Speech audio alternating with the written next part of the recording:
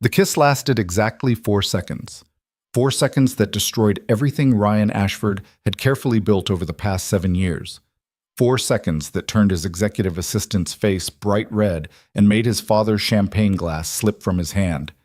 4 seconds that convinced absolutely no one in that marble-floored office that this was real. But Ryan didn't let go. He couldn't. Because the alternative, marrying the ice-cold heiress his father had chosen, felt like a death sentence. So he held Elena Cruz against him, felt her heart hammering through her cheap blazer, and silently begged her not to run. Before we dive into this messy, complicated story, hit that like button and drop a comment telling me what city you're watching from. I want to see how far this tale travels. Now, let's get into the chaos. Ryan Ashford's Tuesday started the way every Tuesday started for the past 7 years, badly. His daughter Maya refused to eat breakfast. Again.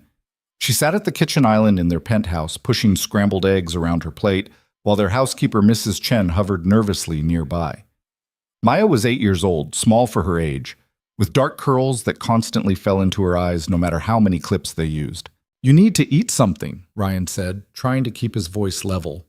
He was already running late for a meeting that would determine whether his company acquired a telecommunications firm or lost it to a competitor.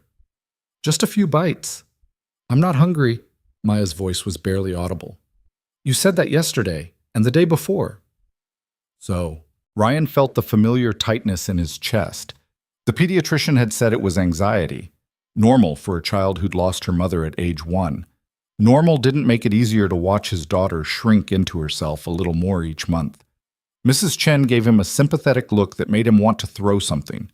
He didn't need sympathy. He needed solutions. He needed his daughter to be okay. He needed time to stop moving so goddamn fast. "Fine," Ryan grabbed his briefcase. "But you're eating lunch. No arguments." Maya didn't respond. She was staring out the floor-to-ceiling windows at the Manhattan skyline, lost in whatever thoughts occupied an 8-year-old's mind at 7 in the morning. Ryan kissed the top of her head and left before the guilt could pin him to the floor. The Ashford Tower occupied 43 floors in Midtown Manhattan. Ryan's office was on the top floor, all glass and steel and strategic emptiness. He'd fired the interior designer who wanted to make it warm and inviting. Warm and inviting was for people who had time for feelings. His assistant had quit 2 weeks ago. The one before that lasted 3 months. Ryan knew he was difficult to work for. He didn't care. If they couldn't handle the pressure, they shouldn't have applied. Which brought him to the woman currently sitting in his waiting area.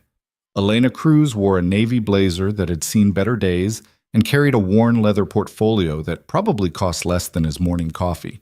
She sat with her spine straight, hands folded in her lap, looking like she was preparing for battle rather than a job interview. Ryan's head of HR, Patricia, hovered near his desk. "She's overqualified for an assistant position, master's from Columbia, speaks 4 languages, but she specifically requested this role." "Why?" Ryan didn't look up from his phone. "She didn't say." "Then ask her." Patricia sighed. "I did. She said she needed stable hours and health insurance." That made Ryan pause. People didn't take massive pay cuts and waste advanced degrees for stable hours, unless something was wrong. Debt, probably. Or family issues? Maybe both. "Send her in?" Elena Cruz walked into his office like she owned it. Not with arrogance, with the quiet confidence of someone who'd fought too hard to get here to waste time on nervousness. "Mr. Ashford," she extended her hand. Her grip was firm. No ring, he noticed. Short nails. A small scar on her wrist that looked old. "Sit." She sat. Crossed her legs at the ankle. Met his eyes without flinching. Ryan flipped through her resume, though he'd already memorized it. "You have a master's in international business. You interned at the UN. You speak Spanish, French, Mandarin, and English. And you want to schedule my meetings and answer my phone calls." "Yes." "Why?" "Because I need a job that pays well and ends at 6 p.m. The honesty surprised him. Most people who sat in that chair fed him carefully rehearsed answers about passion and growth opportunities. "You're running from something," Ryan said. Elena's expression didn't change. "Everyone's running from something, Mr. Ashford. The question is whether I can do the job." The last assistant quit because I made her cry. Did you make her cry on purpose? No. Then we'll be fine. Ryan almost smiled. Almost. You start Monday. Don't be late. Elena stood, shook his hand again, and left without the gushing thank you speech he'd expected. The door clicked shut behind her. Patricia poked her head in. Well? She'll either quit in a week or last longer than anyone else. Which one are you hoping for? Ryan didn't answer. He wasn't sure himself. Elena started the following Monday at exactly 8 a.m. She brought her own coffee, took notes in a worn notebook instead of a tablet, and didn't ask a single unnecessary question. By noon, she'd reorganized his calendar, rescheduled 3 conflicting meetings, and somehow convinced a notoriously difficult client to move their presentation back 2 hours without making them angry. How did you do that? Ryan asked when she brought him lunch. Salad with grilled chicken, dressing on the side, exactly what he would have ordered. Do what? Get Harrison to reschedule. He once fired someone for asking him to wait 5 minutes. Elena set the salad on his desk. I told him you had a family emergency and asked if he'd mind being flexible just this once. People respond better to honesty than manipulation. I don't have a family emergency. You do. You're having lunch with your daughter's principal at 1:30 to discuss why Maya hasn't turned in homework for 3 weeks. Ryan's hand froze halfway to his fork. How do you know that? Mrs. Chen called. She forwarded me the email from the school. I put it on your calendar. I didn't authorize you to talk to my housekeeper. Would you like me to tell her not to call anymore? The reasonable question made Ryan's irritation deflate. Maya's school issues had been spiraling for months. He'd been avoiding dealing with it because every conversation with teachers and counselors felt like someone pointing out what a terrible father he was. No, he said finally. That's fine. Elena nodded and turned to leave. Wait. Ryan wasn't sure why he called her back. The meeting with the principal. Can you... He stopped. What was he asking? For help? He didn't ask for help. Never mind. I can join you if you'd like, Elena said quietly. Take notes. Help you remember details for follow-up.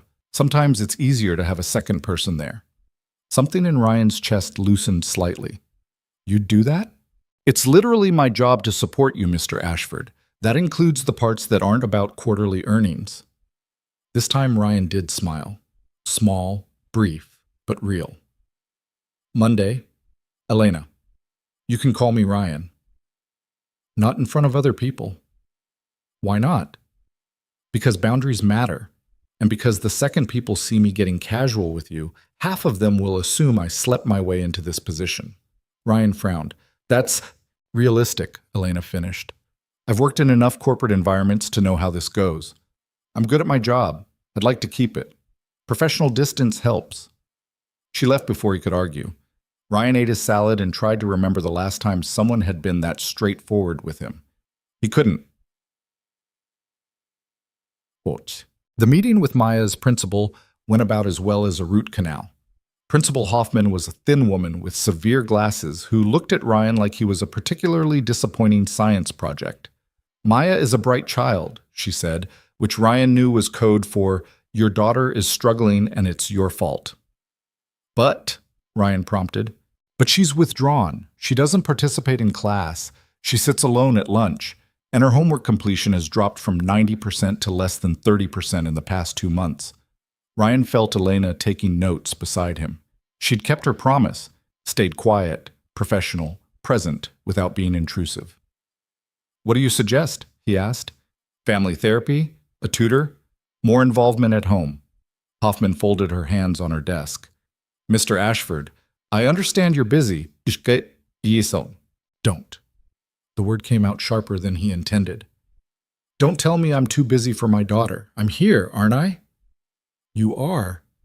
But Maya needs more than meetings with school administrators. She needs a parent who's emotionally available, not just physically present. The words hit like a slap. Ryan stood abruptly. Thank you for your time. He walked out before Hoffman could respond. Elena followed, her heels clicking against the polished floor. They rode the elevator down in silence. Ryan's jaw ached from clenching it. She's not wrong, Elena said quietly as they stepped into the parking garage. Excuse me? Principal Hoffman, she's not wrong. You're physically present, but Elena stopped walking. My father worked 3 jobs when I was growing up. I saw him maybe 2 hours a day. He was exhausted and stressed and never had time for anything. But every Sunday, no matter what, we had breakfast together. Just me and him. 2 hours. No phones, no work, nothing else. Ryan turned to face her. What's your point? My point is that Maya doesn't need perfect. She needs consistent. She needs to know that no matter how crazy everything else gets, you'll show up for her in at least one small way. I do show up. Do you? Elena's voice was gentle but firm. Or do you show up physically while your mind is running through acquisition strategies and board meetings? Ryan wanted to argue. He wanted to tell Elena she was overstepping, and she'd been working for him for exactly 4 days, so what the hell did she know about his life? But he didn't, because she was right. I don't know how to fix this, he admitted. Start small, have breakfast with her, ask about her day and actually listen to the answer. Read her a book before bed. You don't have to solve everything at once. Ryan ran a hand through his hair. You have kids? No, but I know what it's like to watch a parent drown in responsibility and wish they'd just breathe for a second. They stood in the concrete parking garage, surrounded by expensive cars and fluorescent lights, and Ryan felt something shift. Elena wasn't just competent. She saw things, understood things, and she wasn't afraid to tell him the truth, even when it was uncomfortable. Thank you, he said. Elena nodded. You're welcome. Now we need to get back. You have a 2:30 with the legal team. They drove back to the office in Ryan's Mercedes. Elena answered emails on her phone while Ryan tried to figure out when his life had become an endless series of problems he couldn't solve. 2 weeks later, Ryan's father showed up unannounced. William Ashford didn't visit often. When he did, it meant something bad was coming. He walked into Ryan's office like a conquering general surveying territory, all silver hair and tailored suits and barely concealed disapproval. Father, Ryan didn't stand. What brings you to my office? We need to talk about your future. Ryan's stomach sank. I'm running a multi-billion-dollar company. I'd say my future is pretty well established. William waved that away. The company's fine. I'm talking about your personal situation. My personal situation is none of your business. It is when it affects the family reputation. William sat down without being invited. You're 32 years old. Maya needs a mother. The company needs stability. You need a wife. No. I've already arranged. No. Ryan's voice went cold. I'm not doing this. You don't have a choice. Victoria Blackwell is perfect. Her family owns. I don't care what her family owns. Owns the largest private equity firm on the East Coast. A marriage would solidify our position, expand our reach, and give Maya the stable home environment she needs. Ryan laughed, sharp and bitter. You want me to marry someone for business reasons? That worked out great for you and Mom, didn't it? William's expression hardened. Your mother and I had an understanding. Yeah, you understood that you hated each other, and she understood that leaving would cost her everything. Great model for matrimony. This isn't a debate, Ryan. Victoria is coming to dinner Friday night. You'll be there, you'll be charming, and you'll start thinking seriously about your obligations. Get out. Ryan, get out. William stood slowly. You're making a mistake. Maya deserves better than a father who's married to his work. And this company deserves leadership that understands family comes first. He left before Ryan could throw something at him. Ryan sat at his desk, breathing hard, feeling the walls close in. His father was right about one thing. Maya deserved better. But marrying some society heiress who saw his daughter as an inconvenient accessory wasn't the answer. Elena appeared in his doorway. Are you okay? No. She stepped inside and closed the door. Want to talk about it? My father wants me to marry a woman I've never met to improve our business standing. Elena's eyebrows rose. That's very Jane Austen of him. Despite everything, Ryan almost smiled. He's bringing her to dinner Friday. Expects me to play along. Are you going to? Hell no. Elena nodded. Good. They stood there for a moment, the silence comfortable rather than awkward. Can I ask you something? Ryan said. Sure. Why did you really take this job?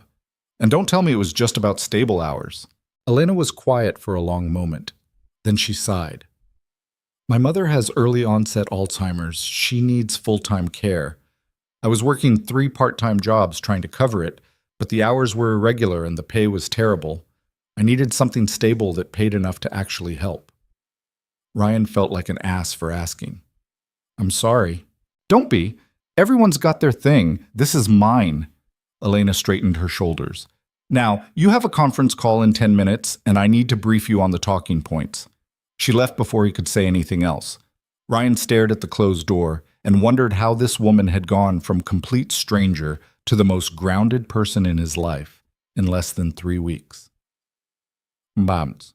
Friday arrived faster than Ryan wanted. His father had texted 3 times to confirm dinner. Ryan had ignored all 3 messages. He was seriously considering just not showing up when Elena knocked on his office door at 4 p.m. Your father's assistant called. Dinner is at 7 at the Ashford estate. Victoria Blackwell will be there along with her parents. I'm not going. You should probably tell your father that directly instead of just not showing up. He won't listen. Elena tilted her head. So you're just going to hide? I'm not hiding. I'm choosing not to participate in an archaic arrangement that treats marriage like a business merger. Noble. Also slightly cowardly. Ryan glared at her. Excuse me? You're avoiding confrontation, which I understand. Your father seems intense, but not showing up just gives him ammunition to say you're irresponsible and can't handle adult situations. So what do you suggest? Elena shrugged. Go to dinner. Be polite, but clear. Tell this Victoria person you're not interested. Stand your ground. Then leave with your dignity intact. You make it sound easy. It won't be easy, but it's better than hiding. Ryan drummed his fingers on his desk. Elena had a point. Not showing up made him look weak, and if there was one thing William Ashford respected, it was strength. Fine, he said. I'll go. But if this turns into a disaster, I'm blaming you. Elena smiled. Fair enough. But the Ashford estate in Connecticut was exactly as Ryan remembered, cold, massive, and designed to intimidate. He pulled up the circular driveway at 6:55, took a deep breath, and prepared for battle. His father greeted him at the door with a smile that didn't reach his eyes. Ryan, good of you to come. Let's get this over with. Inside, the dining room had been set for 6. Crystal glasses, fine china, flower arrangements that probably cost more than most people's rent. Ryan's grandmother sat at one end of the table, sharp-eyed and elegant even at 83. She gave Ryan a small nod. Victoria should be here shortly, William said, along with her parents. Why don't you have a drink while we wait? Ryan poured himself 2 fingers of scotch and tried not to feel like a prisoner awaiting sentencing. The Blackwells arrived at 7 on the dot. Victoria Blackwell was exactly what Ryan expected. 28, beautiful in the calculated way of someone who'd been groomed for society her entire life, wearing a dress that cost more than Elena's monthly salary. She smiled at Ryan with perfect white teeth and extended a hand weighted down by diamonds. Ryan, it's wonderful to finally meet you. Victoria. He shook her hand briefly. Her parents were carbon copies of his father, wealthy, influential, and completely devoid of warmth. They settled around the table like vultures around a carcass. Dinner was torture. Victoria talked about charity galas and vacation homes and mutual acquaintances Ryan didn't care about. Her mother dropped pointed comments about family legacy. Her father discussed business mergers with William like Ryan wasn't even there. Through it all, Ryan's grandmother watched with knowing eyes but said nothing. So, Victoria said as dessert arrived, I was thinking we could announce our engagement at the Met Gala next month. It would be perfect timing. Ryan set down his fork. I'm sorry, what? Victoria laughed, a tinkling sound like breaking glass. Don't be coy, Ryan. Our fathers have worked out all the details. The wedding will be in the fall. I'm thinking October. The weather is lovely. And stop. Ryan's voice cut through her chatter. I'm not marrying you. The table went silent. William's expression darkened. Ryan, I'm not doing this. I don't care what you've arranged. I'm not marrying someone I don't love to seal a business deal. Victoria's smile tightened. Love? How charmingly old-fashioned. Marriage at our level isn't about love, Ryan. It's about partnership, strategy, building something bigger than ourselves. Then build it with someone else. You're being childish, William said. I'm being honest. Victoria leaned forward. Let me be honest too. I don't need to love you. I need your name, your connections, and your cooperation. In return, you get my family's support and a mother for your daughter. It's a fair trade. Something in Ryan snapped. Maya isn't a line item in a business proposal. She's my daughter, and she deserves better than a stepmother who sees her as part of a transaction. He stood abruptly, his chair scraping against the floor. I'm leaving. If you walk out that door, William said quietly, there will be consequences. There always are. Ryan was halfway to the door when it swung open. Elena Cruz walked in. For a second, Ryan thought he was hallucinating, but no. That was definitely Elena, wearing the same navy blazer from her interview and looking completely out of place in the marble foyer. What are you doing here? Ryan asked. Elena's eyes darted to the dining room where 6 pairs of eyes stared at her. Your housekeeper called. She said Maya was asking for you and seemed upset. I was on my way to your penthouse to check on her when I realized you were here, and I thought maybe I should tell you in person instead of calling, and she stopped, took a breath. I'm sorry. I'm interrupting. Who is this? William demanded. Ryan's brain short-circuited. He looked at Elena, at his father, at Victoria's perfectly polished sneer, and he made the single worst decision of his life. He crossed the foyer in 3 strides, grabbed Elena's face in both hands, and kissed her. The kiss lasted 4 seconds. 4 seconds of blind panic and desperate hope, and Elena's sharp inhale against his mouth. When he pulled back, her eyes were huge and her face was flushed, and Ryan could practically feel his father's rage radiating across the room. This, Ryan said, turning to face the dining room with Elena still in his arms, is Elena Cruz, my girlfriend. The room exploded. Victoria's mother gasped. William's Scotch glass slipped from his hand and shattered on the marble floor. Victoria herself stood up so fast her chair tipped over. Your what? William's voice was deadly quiet. My girlfriend. Ryan kept his arm around Elena's waist. She was trembling. We've been seeing each other for 2 months. I was going to tell you, but honestly, it wasn't any of your business. Ryan, Elena whispered, what are you— I'm sorry, he said quietly, only to her. I'm so sorry. Please just go along with this for 30 seconds. Elena stared at him. Then, incredibly, she slipped her arm around his waist and leaned into him. Hi, she said to the room, her voice only slightly shaky. This is awkward. Victoria looked like she wanted to set something on fire. You're dating your assistant? Executive assistant, Elena corrected. And yes. How convenient, Victoria's mother said coldly. A poor girl lands a billionaire by filing his paperwork. Ryan felt Elena stiffen. Actually, I landed the billionaire by being better at my job than anyone else who applied. The relationship was an unexpected bonus. This is absurd, William said. Ryan, stop this nonsense right now. It's not nonsense. I'm in a relationship. I'm not interested in your arranged marriage, and I'd appreciate it if you'd respect my choices. Ryan's grandmother chose that moment to speak for the first time all evening. Bring her here. Everyone turned to stare at her. I said, bring the girl here. I want to meet her properly. Ryan and Elena crossed to the table. Up close, his grandmother's eyes were sharp as knives. What's your name, dear? Elena Cruz, ma'am. And how long have you been seeing my grandson? Elena hesitated. Ryan squeezed her waist gently. 2 months, Elena said. It's still new. His grandmother studied them both. You love him? The question hung in the air like a bomb. Elena looked at Ryan. Something flickered across her face, panic maybe, or calculation. Then she turned back to his grandmother and smiled. I'm getting there. It was the perfect answer. Not too much, not too little. Just honest enough to be believable. Ryan's grandmother laughed, a sharp bark of sound. I like her. She's got spine. Lord knows this family needs more of that. Mother, William started. Oh, hush, William.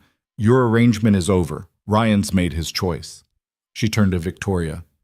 You seem like a smart girl. I'm sure you'll find someone else to merge portfolios with. Victoria looked like she'd been slapped. Her parents were already standing, making excuses, gathering their things.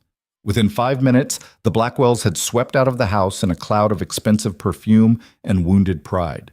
William rounded on Ryan. "We're not done talking about this." "Yeah, we are. That girl is completely inappropriate. That girl's name is Elena, and she's more appropriate than anyone you'd choose for me." "You're making a mistake." "Wouldn't be the first time." William stormed off. His grandmother gave Elena an approving nod and retired to her room. And just like that, Ryan and Elena were alone in the vast marble foyer. Elena pulled away from him. "What the hell was that?" "I'm sorry. I panicked. My father was pushing this arranged marriage, and you walked in, and I didn't think." "You didn't think?" Elena's voice rose. "You just told your entire family we're dating. You kissed me in front of them. What am I supposed to do now?" "I'll fix it. I'll tell them it was a mistake." "A mistake? Ryan, your father looked ready to murder someone. Your grandmother thinks we're in love. That Victoria woman." Elena stopped, pressed her hands to her face. "I need this job. I can't afford to get caught up in your family drama." "I know, and I'm sorry. I'll make it right. Just—" Ryan ran his hand through his hair. "Can you just pretend for one more night? My father's having a business dinner here tomorrow.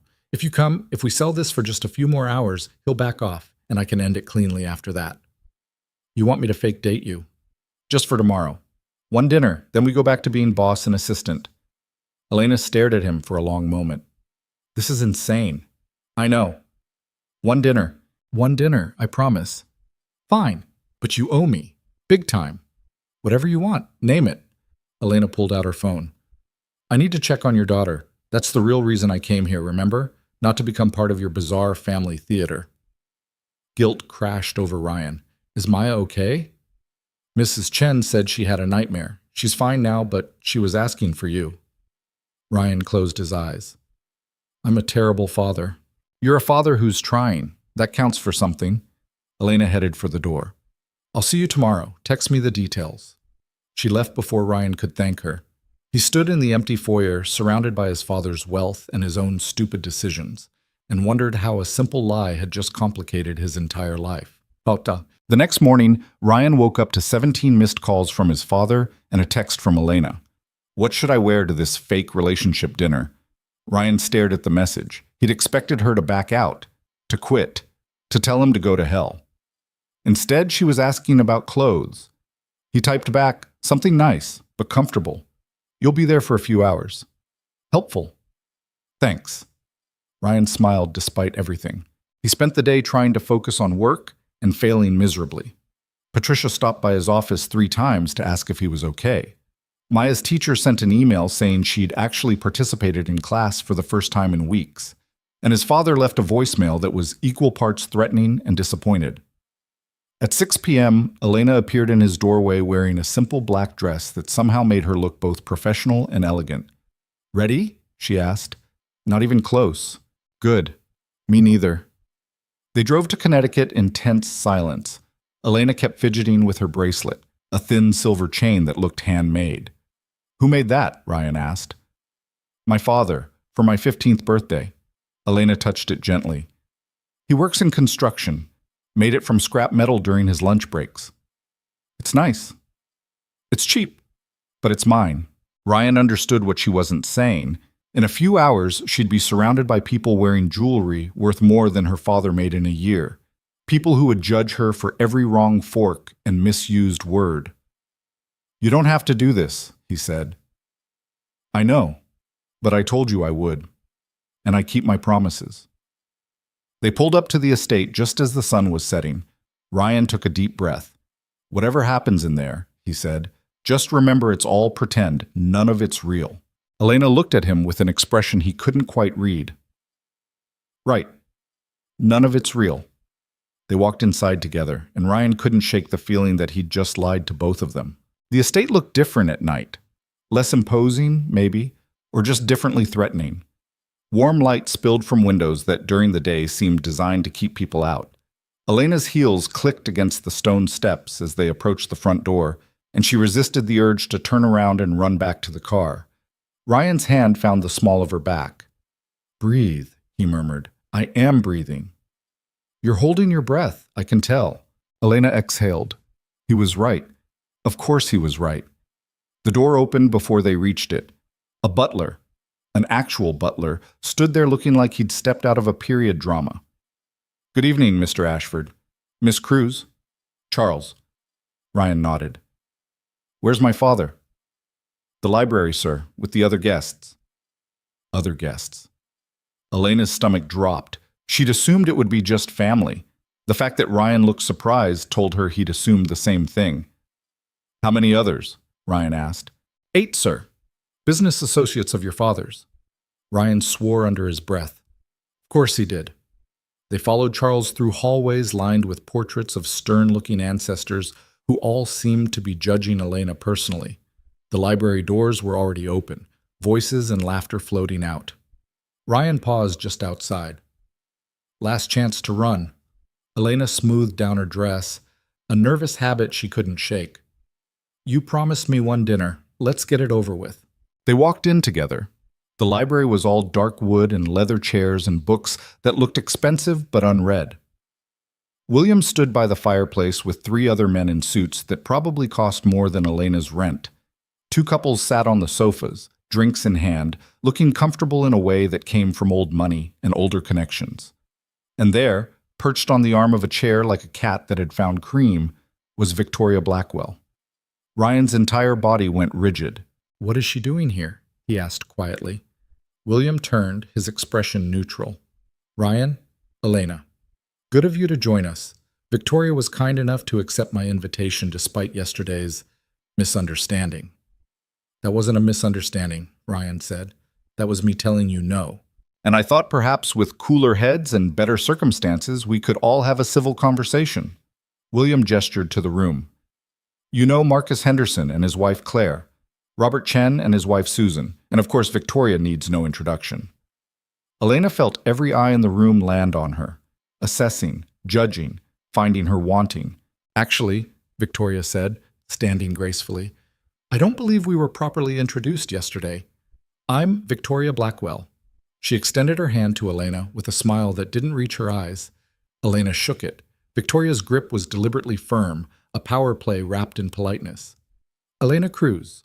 Nice to meet you." "Cruz?" Victoria tilted her head. "That's Spanish, isn't it?" "It is. How exotic." The word hung in the air like a slap disguised as a compliment. Elena had heard it before, dozens of times, from people who thought they were being open-minded when really they were just putting her in a box labeled other. "My family's from Mexico," Elena said evenly. "4th generation." "How interesting. And what do your parents do?" Ryan's hand tightened on Elena's waist. She could feel him preparing to intervene, to protect her. But Elena had been handling people like Victoria since she was old enough to understand that some doors would never fully open for her. "My father works in construction. My mother was a nurse before she got sick." "Oh." Victoria's expression shifted to practice sympathy. "I'm so sorry. What happened?" "Alzheimer's." "How awful. That must be quite expensive to manage." There it was. The implication. The suggestion that Elena was with Ryan for his money, because of course she would be. "It is," Elena said. "Which is why I work. As Ryan's assistant." Victoria's smile sharpened. "That must be convenient." "It's professional," Ryan cut in. "And this conversation is over." "Oh, don't be sensitive, darling." Victoria touched his arm. Elena noticed the possessive gesture, the casual intimacy. "I'm just getting to know your girlfriend. After all, if she's going to be part of your life, we should all become acquainted." William cleared his throat. "Why don't we move to the dining room? Dinner should be ready." The dining room was somehow even more intimidating than the library. The table could easily seat 20, though tonight only 10 places were set. Crystal chandeliers, oil paintings of hunting scenes, china so delicate Elena was afraid to breathe near it. Ryan pulled out her chair before Charles could. "You okay?" he whispered. "Fantastic," Elena lied. William sat at the head of the table with Ryan's grandmother at the other end. Ryan and Elena were positioned in the middle, directly across from Victoria and her parents. The business associates filled in the remaining seats, all of them watching with the interested detachment of people observing a particularly entertaining sport. Wine was poured. The first course arrived, some kind of soup that Elena couldn't identify, but that tasted like butter and money. "So Elena," Claire Henderson said, her voice friendly but curious, "how did you and Ryan meet?" Elena had approximately 3 seconds to come up with a story. She glanced at Ryan, who looked equally unprepared. "At work," Elena said. "I interviewed for the assistant position about a month ago." "How romantic," Victoria said. "Love in the workplace." "It wasn't like that at first," Ryan said. He set down his spoon and looked at Elena, and something in his expression made her breath catch. "She walked into my office, and I thought she was the most competent person I'd ever met. Smart, direct, not afraid to tell me when I was being an ass, like—" "Language, Ryan," William murmured. Ryan ignored him. "It took me about 2 weeks to realize I was looking for excuses to call her into my office. Another week to admit I was attracted to her. And then one night we were working late, and I just asked her to dinner." The lie came out so smoothly that Elena almost believed it herself. She could picture it. Late night, empty office, Ryan looking at her across his desk with that intense focus he got sometimes. "And you said yes?" Susan Chen asked Elena. "Even though he was your boss?" "I said no," Elena answered. "Twice. I told him it was unprofessional and complicated and probably a terrible idea." "But?" Claire prompted. Elena looked at Ryan. His eyes were steady on hers, waiting. She could say anything right now. He'd go along with it. The thought was both comforting and terrifying. But he kept asking, and eventually I ran out of good reasons to say no. "How persistent," Victoria said. The word sounded like an insult. Ryan's grandmother spoke for the first time since they'd sat down. "Persistence is an Ashford trait, usually applied to business, but I suppose it works for romance too." "Does Maya know about this relationship?" Robert Chen asked. "She's your daughter, correct?" Elena felt Ryan tense beside her. "She does," Ryan said carefully. "We've been taking things slow. Elena's met her a few times." That wasn't entirely a lie. Elena had met Maya twice, once when she'd stopped by Ryan's penthouse to drop off documents, and once during the school meeting. Both times the little girl had been quiet, watchful, clutching a worn, stuffed rabbit. "And how does she feel about it?" Victoria's mother asked. "It must be difficult for a child to see her father with someone new, especially someone so different from her late mother." The comment was surgical in its cruelty. Elena watched Ryan's jaw clench. "Maya's late mother was brilliant, kind, and completely irreplaceable," Ryan said, his voice tight. "Elena knows that. I know that. And Maya knows that no one is trying to replace her mother." "Of course not," Victoria's mother said smoothly. "I just meant that children can be so sensitive to change, particularly children who've experienced loss." Elena's hands were clenched in her lap under the table. She wanted to say something cutting, something that would shut this woman up.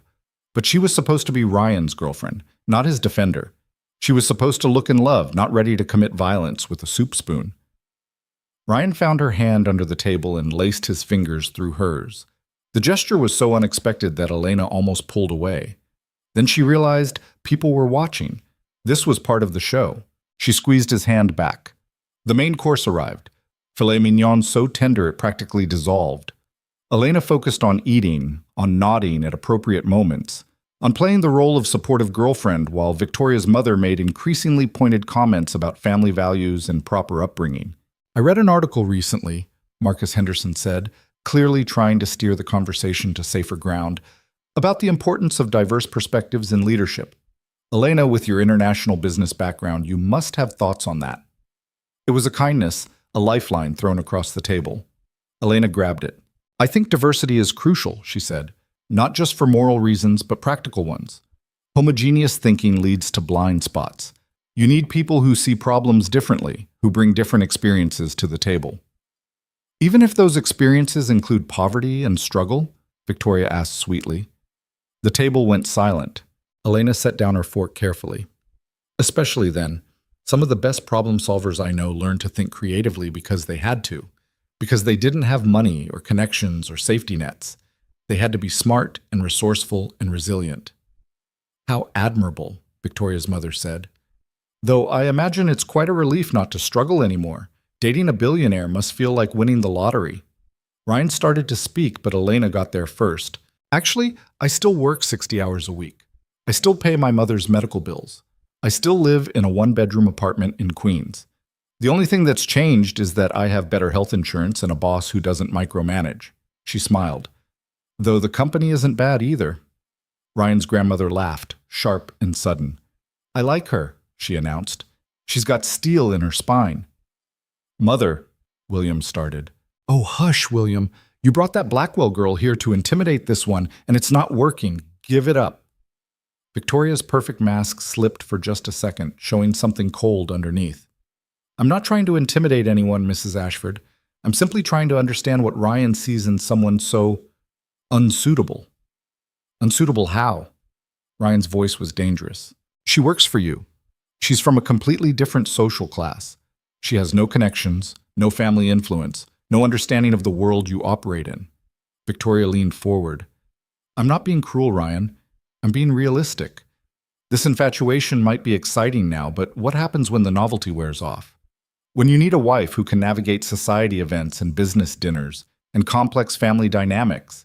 When Maya needs a mother who understands what it means to be an Ashford? Maya needs a mother who actually cares about her, Ryan said coldly, not someone who sees her as a box to check on a business proposal. And you think she cares? Victoria gestured to Elena. You think this girl from Queens with a sick mother and a mountain of debt is with you for your personality? Please, she saw an opportunity and she took it. I can't even blame her for it. Elena stood up so abruptly her chair scraped against the floor. I need some air, she said. Ryan stood too. Elena, I'm fine. I just need a minute. She walked out before anyone could stop her, through the dining room and down a hallway and out a side door into the cold night air. Her hands were shaking, not from anger, though she was angry, but from something deeper. The reminder that people like Victoria would always see her as less than, always assume she was climbing, grasping, using. The door opened behind her. Ryan stepped out, closing it quietly. I'm sorry, he said. For what? You didn't say anything. For putting you in this situation. For not warning you my father would pull something like this. For not throwing Victoria out the second I saw her. Elena wrapped her arms around herself. She's not entirely wrong, you know. What? I am unsuitable.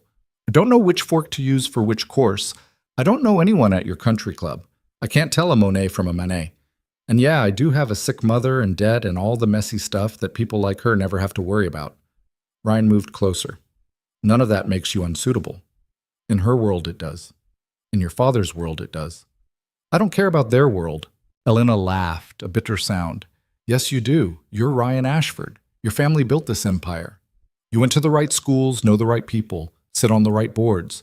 You can pretend you don't care, but you do. You have to. You think I care more about impressing people like Victoria than about being with someone who actually makes me feel like a human being? The words hung between them in the cold air. We're not actually together, Elena said quietly. This is fake, remember? Tomorrow we go back to being boss and assistant, and you can forget this whole stupid idea. Ryan stared at her for a long moment. Then he shook his head. I can't go back in there. What? I can't sit through another hour of Victoria's comments and my father's manipulation and everyone judging you for not being born rich enough. I'm done. Ryan, you can't just leave your own family dinner. Watch me. He pulled out his phone and texted someone. 30 seconds later, Charles appeared at the door. Have my car brought around, Ryan said, and tell my father I had an emergency. Sir?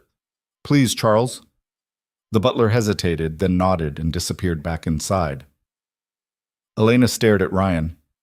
You're really leaving? We're really leaving. Unless you want to go back in there and endure more of Victoria's subtle warfare? Not even a little bit. Then let's go. They walked around to the front of the estate where Ryan's Mercedes was already waiting. He opened the passenger door for Elena, then got behind the wheel and drove away from the house without looking back. They were halfway to Manhattan before Elena spoke. Your father is going to kill you. Probably.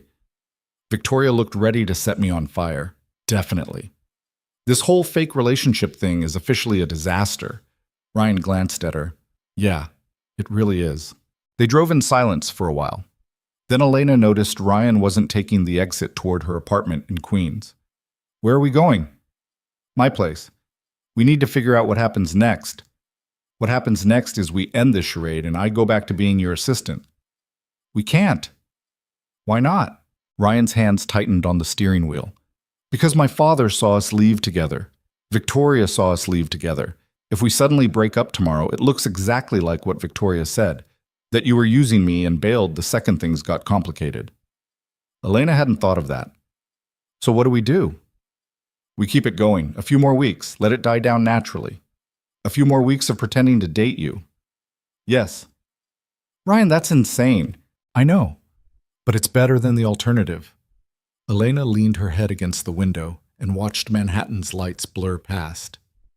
This is the weirdest job I've ever had. Despite everything, Ryan laughed. They pulled up to his building 40 minutes later. The doorman greeted Ryan by name and didn't even blink at Elena's presence. They rode the elevator up to the penthouse in silence. Ryan's apartment was enormous. Floor-to-ceiling windows, minimalist furniture, art on the walls that Elena recognized from auction catalogs. It was beautiful and cold and looked like nobody actually lived there. Maya's asleep, Ryan said, checking his phone. Mrs. Chen says she went down an hour ago. Does Mrs. Chen know about our fake relationship? No, and she can't. She'd tell Maya and… Ryan stopped. We need to talk about Maya. What about her? If we're keeping this going, she's going to find out. Kids pick up on things, and she already likes you. Elena remembered the little girl's shy smile during the school meeting. She barely knows me. She knows you brought me to her school. She knows you convinced me to actually listen instead of just showing up. That matters to her. Ryan, I'm not asking you to be her mother. I'm just asking you to be present. When you're here, if you're here, just be yourself. Elena walked to the windows and looked out at the city. Somewhere down there was her apartment, her mother in the care facility, her real life. This penthouse and its problems felt like something from a different planet. I don't know how to do this, she admitted. Do what? Pretend to be someone I'm not. Your girlfriend. Someone who belongs in this world. Ryan came to stand beside her. Then don't pretend. Just be Elena, the woman who tells me when I'm being an idiot. The woman who walked into that dining room and didn't back down even when Victoria was doing her best to tear you apart. I wanted to throw soup at her. I wanted to throw the whole table. They stood there together, looking out at the city, and for a moment it felt almost real, like they actually were a couple dealing with difficult family dynamics instead of two people trapped in an increasingly complicated lie. I should go home, Elena said. It's late. Stay here. Guest room's down the hall. Ryan, I'm not making a move. I'm being practical. It's after midnight, you're exhausted, and I have a perfectly good guest room. Elena was too tired to argue. Fine, but I need to leave early. I have to check on my mom before work. I'll drive you. You don't have to… Elena, let me drive you. She nodded. Ryan showed her to a guest room that was bigger than her entire apartment. Luxury sheets, attached bathroom, a view that probably cost more per month than she made in a year. There's clothes in the closet if you need anything, Ryan said. They were Sarah's, my wife's. She was about your size. The offer made Elena uncomfortable. I'm fine with what I have. Okay, sleep well. He started to leave, then paused in the doorway. Thank you. For tonight. For dealing with Victoria and my father and all of it. You're paying me. Not enough. After he left, Elena sat on the edge of the impossibly soft bed and tried to process what had just happened. She'd walked into a billionaire family dinner as a fake girlfriend and walked out feeling like… what? She didn't even know. Her phone buzzed. A text from her brother Carlos. Mama's asking for you. She had a good day? Elena typed back. I'll visit tomorrow. Promise. She set her phone aside and lay down, staring at the ceiling. Somewhere in this enormous apartment, Ryan was probably doing the same thing. Both of them trapped in a lie that was getting more complicated by the hour. Elena closed her eyes and tried not to think about the way Ryan's hand had felt in hers under that dining table. Tried not to think about the way he'd defended her to Victoria. Tried not to think about the fact that for a few moments tonight, sitting beside him, she'd almost forgotten they were pretending. She fell asleep, still trying. Somewhere around 3 a.m., Elena woke to the sound of quiet crying. For a second, she thought she'd imagined it. Then she heard it again, soft, muffled, coming from somewhere down the hall. She got up and followed the sound to a partially open door. Inside, curled up in a bed shaped like a princess castle, Maya was crying into her stuffed rabbit. Elena knocked softly. "Maya, are you okay?" The little girl's head whipped around. Her face was blotchy and wet. "I had a bad dream," Maya whispered. "Want to talk about it?" Maya shook her head. Elena stepped into the room, keeping her distance. "I get bad dreams sometimes, too. They're the worst." "You do?" "Yeah. Sometimes I dream about things that happened a long time ago. Sometimes I dream about things that haven't happened yet, but I'm scared they will." Maya clutched her rabbit tighter. "I dream about my mom." Elena's heart cracked. "Yeah? I dream she's here, and then I wake up and she's not, and Maya's voice broke. Elena sat down on the edge of the bed, careful not to crowd her. "I'm sorry. That sounds really hard. Everyone says it gets better, but it doesn't. Maybe it doesn't get better. Maybe it just gets different." Maya looked at her with Sarah Ashford's dark eyes. "Are you my dad's girlfriend?" The question caught Elena off guard. Mrs. Chen said you were. She said Dad finally found someone nice." Elena had no idea what to say. The truth would destroy the whole fragile lie. But lying to an 8-year-old who'd already lost too much felt wrong. "Your dad and I are figuring things out," Elena said carefully. "It's new and complicated. But yeah, I guess I am." "Do you love him?" "Maya, because if you don't love him, you should leave. He's sad enough already." The blunt assessment from a child devastated Elena. She thought about Ryan at that school meeting, tense and exhausted. Ryan at the dinner table, defending her against Victoria. Ryan in the parking garage, admitting he didn't know how to fix his relationship with his daughter. "I care about your dad a lot," Elena said. "It wasn't a lie. And I care about you. And I'm not going anywhere unless you want me to." Maya studied her for a long moment. Then she scooted over in the bed. "Will you stay until I fall asleep?" "Yeah, I can do that." Elena lay down on top of the covers, and Maya curled up next to her, still clutching the rabbit. Within minutes, the little girl's breathing evened out. Elena stayed there anyway, staring at the glow-in-the-dark stars on Maya's ceiling, and wondering how a fake relationship had gotten so real so fast. She must have dozed off because the next thing she knew, early morning light was streaming through the windows and Ryan was standing in the doorway. Their eyes met across the room.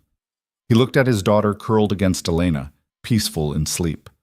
Something shifted in his expression. Surprise, maybe, or gratitude, or something Elena couldn't name. He didn't say anything, just nodded once and disappeared back down the hall. Elena carefully extracted herself from Maya's grip, tucked the rabbit in closer, and tiptoed out of the room. Ryan was in the kitchen making coffee. He poured a cup and handed it to Elena without asking how she took it. She was learning he noticed things like that, small details that most people missed. "She okay?" he asked quietly. "Bad dream. We talked. She fell back asleep." "Thank you." "Don't. I didn't do anything special. You stayed. That's more than most people would do for someone else's kid." Elena sipped her coffee. It was perfect. Just enough cream, no sugar. She asked if I was your girlfriend. Ryan's hand stilled on his own cup. "What did you say?" "I said we were figuring things out. I didn't know what else to tell her." Probably the truth. They stood in the kitchen as the city woke up around them. Two people who'd started the week as boss and assistant and somehow ended up here, sharing coffee at dawn, pretending to be something they weren't while accidentally becoming something they hadn't planned. "We should talk about rules," Elena said. "Rules?" "For this fake relationship, boundaries, what's okay and what's not." Ryan nodded slowly. "Makes sense. What do you want?" "No kissing unless absolutely necessary." Define necessary. "If your father or Victoria are physically present and watching." "Fair. What else?" "We keep work and personal separate. At the office, we're professional. Period." "Agreed." "And we end this the second it stops being helpful. No dragging it out." Ryan was quiet for a moment. "Okay. Okay. Yeah, makes sense." He set down his coffee. "Now it's my turn." "Your turn for what?" "My rules. You get boundaries, I get boundaries." Elena hadn't expected that. Fine. What do you want? When we're in public together, we act like we're actually in a relationship. No halfway measures. If we're going to do this, we do it right. Meaning? Meaning when someone asks about us, we have our story straight. We know details. We don't contradict each other or hesitate. Fine. What else? You tell me if it gets to be too much. If my father crosses a line, or Victoria won't back off, or any of this makes you uncomfortable, you tell me and we figure it out. Something in his voice made Elena look at him more closely. He wasn't just setting rules, he was asking for permission to protect her. Okay, she said quietly. And one more thing. What? Ryan met her eyes. We're honest with each other. I know the relationship is fake, but the conversations don't have to be. If something's bothering you, tell me. If I'm being an idiot, tell me. Deal? Elena extended her hand. Deal. They shook on it like they were sealing a business contract instead of agreeing to keep lying to everyone they knew. Ryan drove Elena to Queens an hour later so she could change before work. Her apartment building looked even more run down next to his Mercedes. But Ryan didn't comment, just said he'd pick her up in 30 minutes. Elena showered, changed into work clothes, and tried to pretend yesterday hadn't happened. Tried to pretend she hadn't fallen asleep next to Ryan's daughter or made a deal to keep pretending to be his girlfriend. Her phone rang. Her brother Carlos. Hey, she answered. Where were you last night? I called 3 times. Work thing. What's up? Mama had a good day yesterday, but she's asking for you. Can you visit? Guilt twisted in Elena's stomach. Yeah, after work. Elena, are you okay? You sound weird. I'm fine, just tired. You're always tired. Comes with the job. Carlos was quiet for a beat. You sure this job is worth it? Rich guy's assistant doesn't sound that great. If only he knew. It pays the bills, Carlos. That's enough. They hung up and Elena stared at herself in the bathroom mirror. Dark circles under her eyes, hair that needed washing, clothes that fit but barely. She looked like exactly what Victoria had called her, unsuitable. But she'd made a deal. And Elena Cruz kept her promises. Ryan picked her up exactly 30 minutes later. They drove to the office in comfortable silence, and when they walked into the building together, Elena felt the stairs follow them all the way to the elevator. By noon, the entire office knew they were dating. Patricia cornered Elena in the break room. Is it true? Is what true? You and Ryan, people are saying you're together. Elena poured coffee she didn't need just to have something to do with her hands. We're seeing each other. It's new.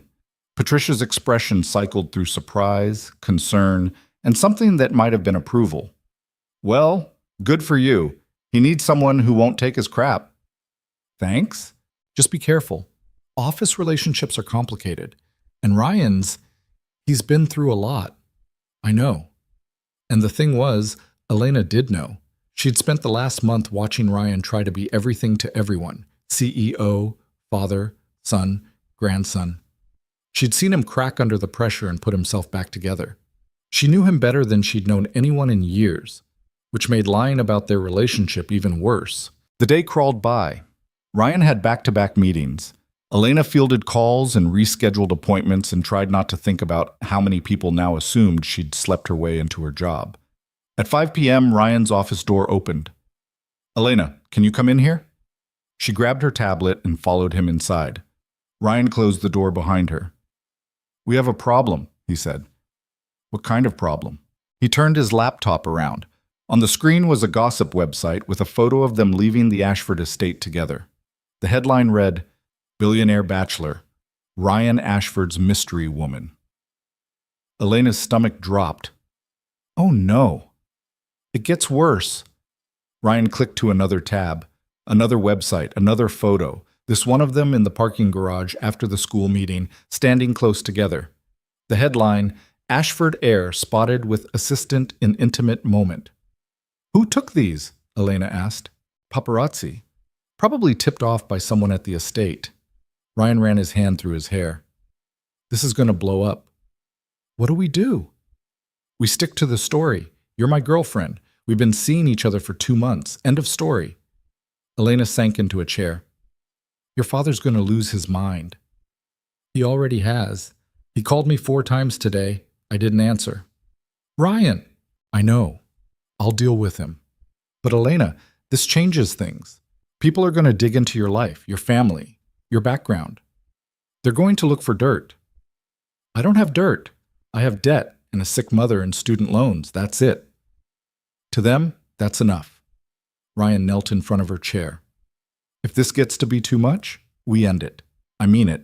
I'm not letting you get destroyed by tabloids for a fake relationship. Elena looked at him. Really looked. His eyes were tired but determined. His jaw was set in that stubborn way she'd learned meant he wouldn't back down. One condition, she said. What? We tell Maya the truth, eventually.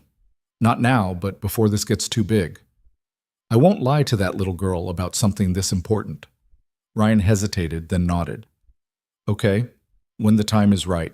They sat there in his office as the sun set over Manhattan, two people who'd stumbled into the messiest situation of their lives and couldn't find a way out. For what it's worth, Ryan said quietly, I'm sorry. For which part?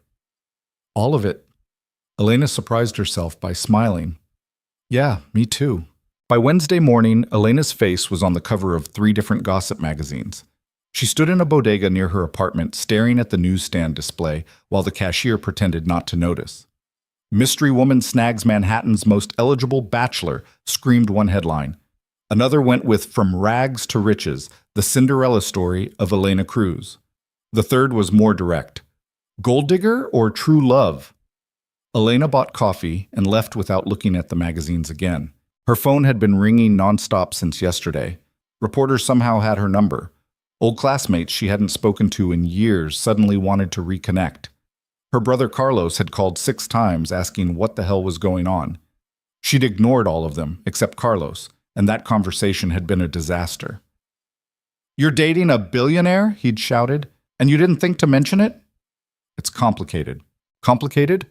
Elena, there are photographers outside Mama's care facility.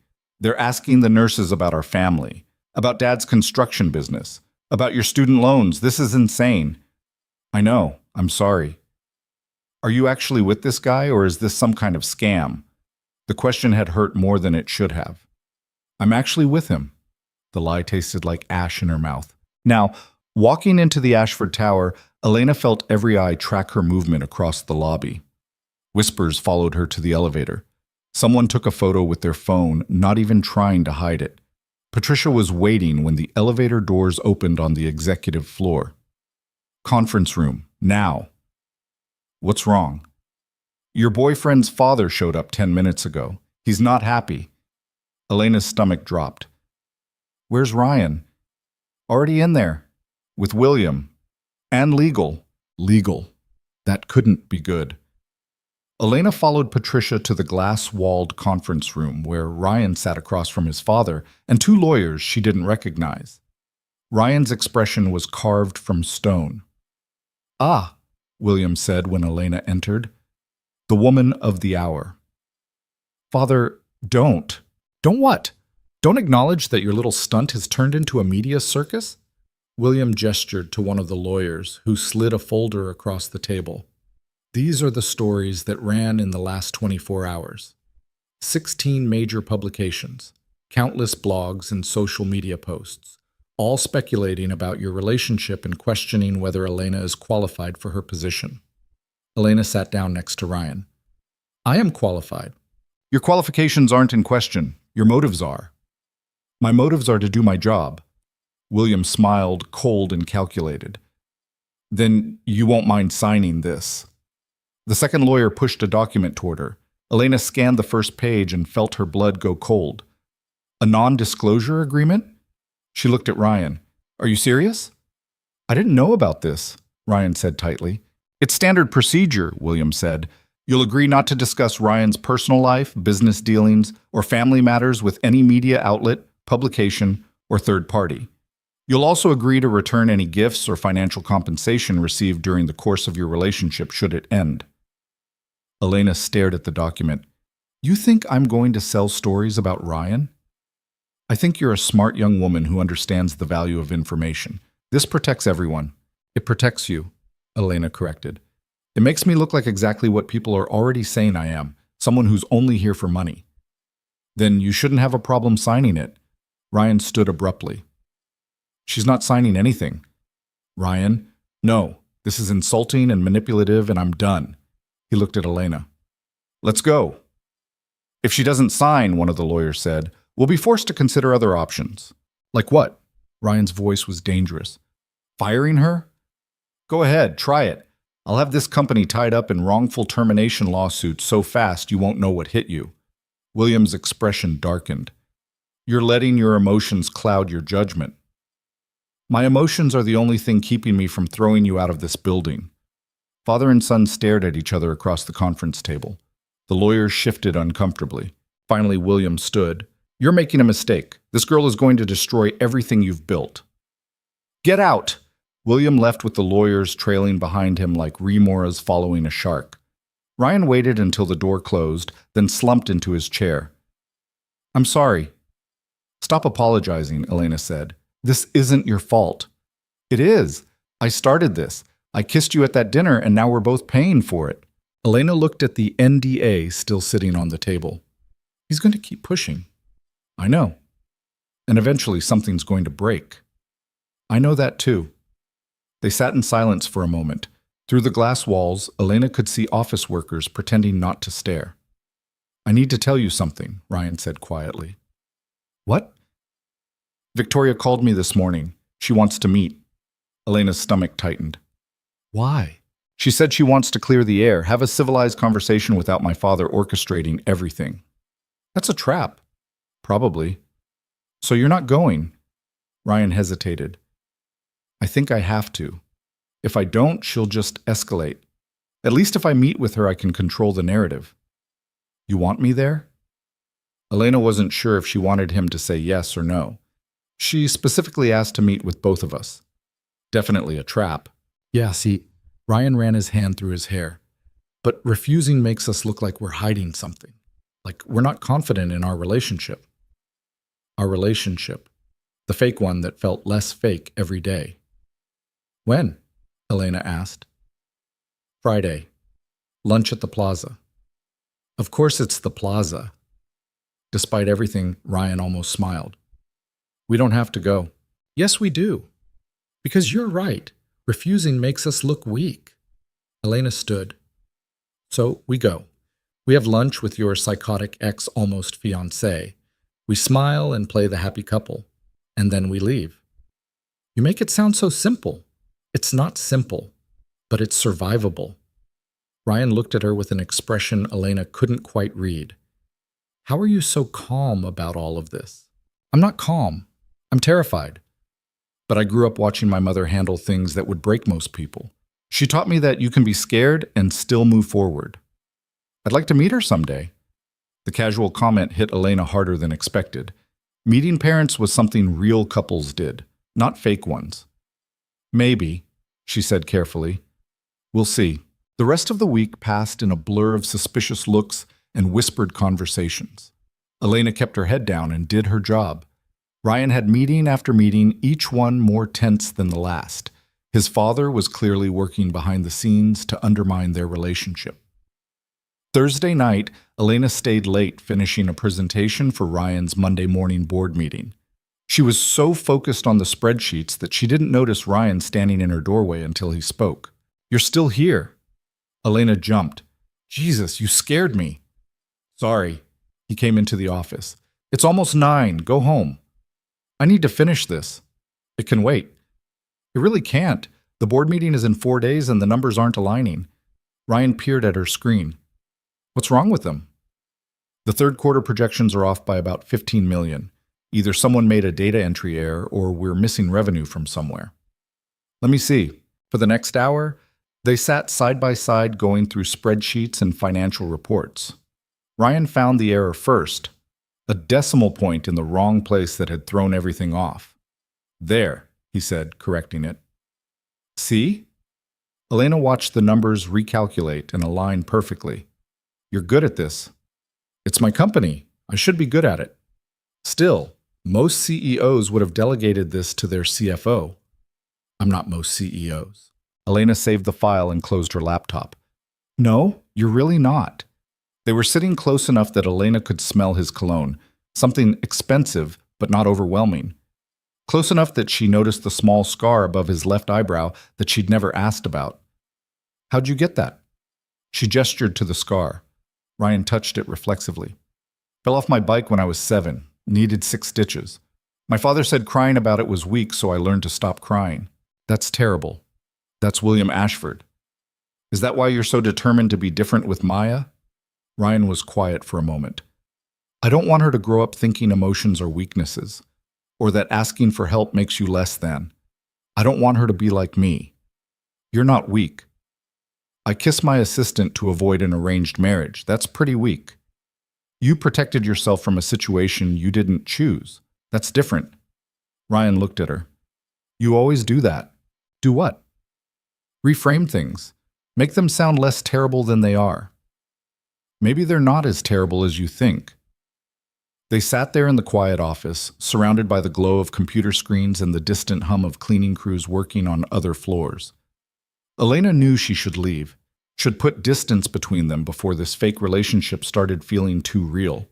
But she didn't move. Neither did Ryan. "I should go," Elena said finally. "Let me drive you." "Ryan, it's fine. I can take the subway." "It's late. I'm driving you." She was too tired to argue. They drove to Queens in comfortable silence. Ryan pulled up in front of Elena's building and put the car in park but didn't turn off the engine. "Thank you," Elena said, "for everything this week. I know it's been a disaster. You held your own against my father. That's not easy." "I've dealt with worse." Ryan turned to face her. "Tomorrow. At the plaza. Whatever Victoria says, whatever she tries to pull, we're a united front, okay?" "Okay." "I'm serious, Elena. She's going to try to get under your skin, try to make you doubt yourself. Don't let her." "I won't." "Promise?" Elena extended her pinky finger. Ryan stared at it. "Are you serious?" "Completely. Pinky promises are binding." Despite everything, Ryan laughed and linked his pinky with hers. "You're ridiculous. You kissed your assistant to avoid your father's matchmaking. We're both ridiculous." They sat there with their pinkies linked, and for just a moment, Elena forgot this was all pretend. Friday morning arrived too fast. Elena changed outfits 4 times before settling on a simple black dress and the blazer she'd worn to her interview. Professional but not trying too hard. Confident but not showy. She looked in the mirror and barely recognized herself. Her phone rang. Carlos. "I can't talk," she said immediately. "I'm heading to a meeting." "With the billionaire?" "With his ex." "Elena, what the hell is going on? Dad saw the magazines. He's asking questions I can't answer." Guilt twisted in Elena's chest. She'd been so focused on managing the chaos with Ryan that she'd forgotten about her own family. "Tell Dad I'm fine. Tell him I'm happy. Tell him—" She stopped. "Tell him I know what I'm doing." "Do you?" "I have to go." She hung up before Carlos could argue. Ryan picked her up at 11:30. He wore a suit that probably cost more than Elena's monthly rent and looked like he was preparing for war, not lunch. "Ready?" he asked. "No, but let's go anyway." The Plaza Hotel looked like something from a movie, all marble and gold and old money elegance. Ryan gave his name at the restaurant, and they were led to a private table near the windows. Victoria was already there. She wore white, a calculated choice that made her look innocent and pure and absolutely nothing like the woman who'd spent the week leaking stories to the tabloids. Elena knew it was her. The timing was too perfect, the details too specific. "Ryan." "Elena." Victoria smiled. "Thank you for coming." They sat down. A waiter appeared immediately with champagne that no one had ordered. "I hope you don't mind," Victoria said. "I took the liberty." "We mind," Ryan said. "We'll have water." Victoria's smile tightened. "Of course." "How silly of me." The waiter retreated, looking flustered. "So," Victoria said, turning her attention to Elena, "we got off on the wrong foot. I wanted to apologize for my behavior at dinner. I was hurt and jealous, and I took it out on you." The apology was smooth, practiced, completely insincere. "Apology accepted," Elena said evenly. "Good, because I'd hate for there to be tension between us. After all, we'll be seeing quite a bit of each other if you and Ryan are serious." "We are," Ryan said. "How wonderful." Victoria sipped her champagne. "Tell me, Elena, how are you handling all the media attention? It must be overwhelming for someone not used to the spotlight. There it was. The first jab disguised as concern. It's been intense, Elena admitted, but manageable, I'm sure. Though I did see some particularly nasty articles. One suggested you'd targeted Ryan specifically because of his wealth and position. Another implied your entire relationship was fabricated for publicity. Victoria tilted her head. That must be hurtful. It is, Elena said. But people will believe what they want to believe. I know the truth. Ryan knows the truth. That's what matters. Such a mature perspective. Though I suppose you've had to be mature, haven't you, growing up the way you did? Ryan's hand clenched on the table. Victoria, I'm simply saying that Elena has had a very different life experience than us. It's admirable, really. Working multiple jobs, putting herself through school, caring for a sick parent. That kind of hardship builds character. The words were complimentary, but the tone was poison. It does, Elena agreed. It also teaches you to spot manipulation from a mile away. Victoria's smile froze. See, people like you think hardship makes you naive, Elena continued. That if you just say the right words in the right tone, people like me will accept the insult buried inside the compliment. But I've been dealing with people like you my entire life. Teachers who didn't think I belonged in advanced classes. Professors who assumed I only got in through affirmative action. Employers who questioned my credentials because my last name is Cruz. She leaned forward slightly. So when you sit here and try to make me feel small by pointing out my background, all you're doing is showing me exactly who you are. The table went silent. Victoria recovered quickly. I apologize if I offended you. That wasn't my intent. Yes, it was, Elena said calmly, but I appreciate the attempt at backtracking. Ryan was staring at Elena with something like awe. Victoria set down her champagne glass carefully. You know what, Elena? I misjudged you. I thought you were just another opportunist, but you've got spine. I respect that. I don't need your respect. No, but you might need my advice. Victoria looked at Ryan. May I be honest with you both? Have you been dishonest so far? Ryan asked dryly. Fair point. Victoria folded her hands on the table. Here's the truth. My father and William have been business partners for 20 years. They want our families united through marriage because it makes financial sense. But I don't want to marry someone who doesn't love me, Ryan. I never did. Then why agree to the arrangement? Ryan asked. Because I'm a woman in a male-dominated industry trying to prove I'm more than my father's daughter. Marrying you would have given me legitimacy, security, a path to leadership that didn't require fighting for every inch of respect. She looked at Elena. You probably understand that better than Ryan does. Elena did understand. She'd spent her entire career fighting to be taken seriously, fighting to prove she earned her position instead of being handed it. But I've decided I'd rather earn my legitimacy the hard way, Victoria continued, which means I'm done with this arrangement. I'm publicly withdrawing from any potential relationship with Ryan. Why? Ryan asked suspiciously. Because watching you two is exhausting. The way you look at each other, the way you defend each other, the way you... She stopped. I wanted what you have, but I can't fake it. And I won't settle for less. Elena didn't know what to say. This wasn't the confrontation she'd expected. There's just one problem, Victoria said. Our fathers won't accept this gracefully. They'll push back, hard, and they'll use every weapon they have against your relationship. Let them try, Ryan said. They will. And Elena, they'll come after you specifically. Your background, your family, your mother's medical bills and your student loans. They'll paint you as a gold digger until people start believing it. I can handle it, Elena said. Can you? Because it's about to get much worse. Victoria pulled out her phone and showed them a screenshot of an email. This went out this morning to every major publication in New York. Anonymous tip about Elena Cruz, executive assistant at Ashford Industries, who allegedly seduced her billionaire boss for financial gain. Elena felt the blood drain from her face. Who sent it? Ryan demanded. I don't know. But it has my father's fingerprints all over it. Or yours, Ryan. Victoria put her phone away. I wanted to warn you. The story breaks tomorrow morning. You have about 12 hours to get ahead of it. Ryan stood abruptly. We need to go. Ryan, wait. Victoria stood too. I'm sorry. I know you don't believe me, but I am. I never wanted this to turn into a war. Then help us, Elena said suddenly. You have connections, resources. If you really want out of this arrangement, help us prove the story is false. Victoria studied Elena for a long moment. Then she nodded slowly. I'll see what I can do. But Elena, you need to understand something. My father and William don't play fair. They'll destroy you if they think it serves their interests. Then it's a good thing I don't break easily. They left the plaza in silence.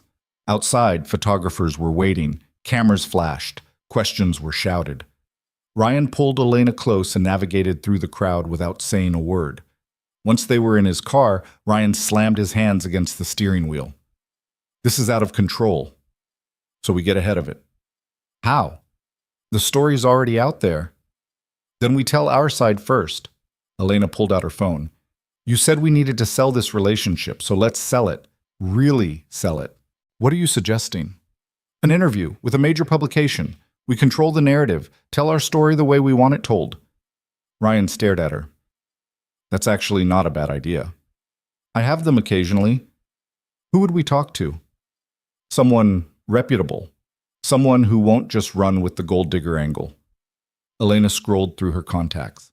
I know a journalist from Colombia. She writes for the Times. If we give her an exclusive, she might run it fair. Set it up. Elena made the call.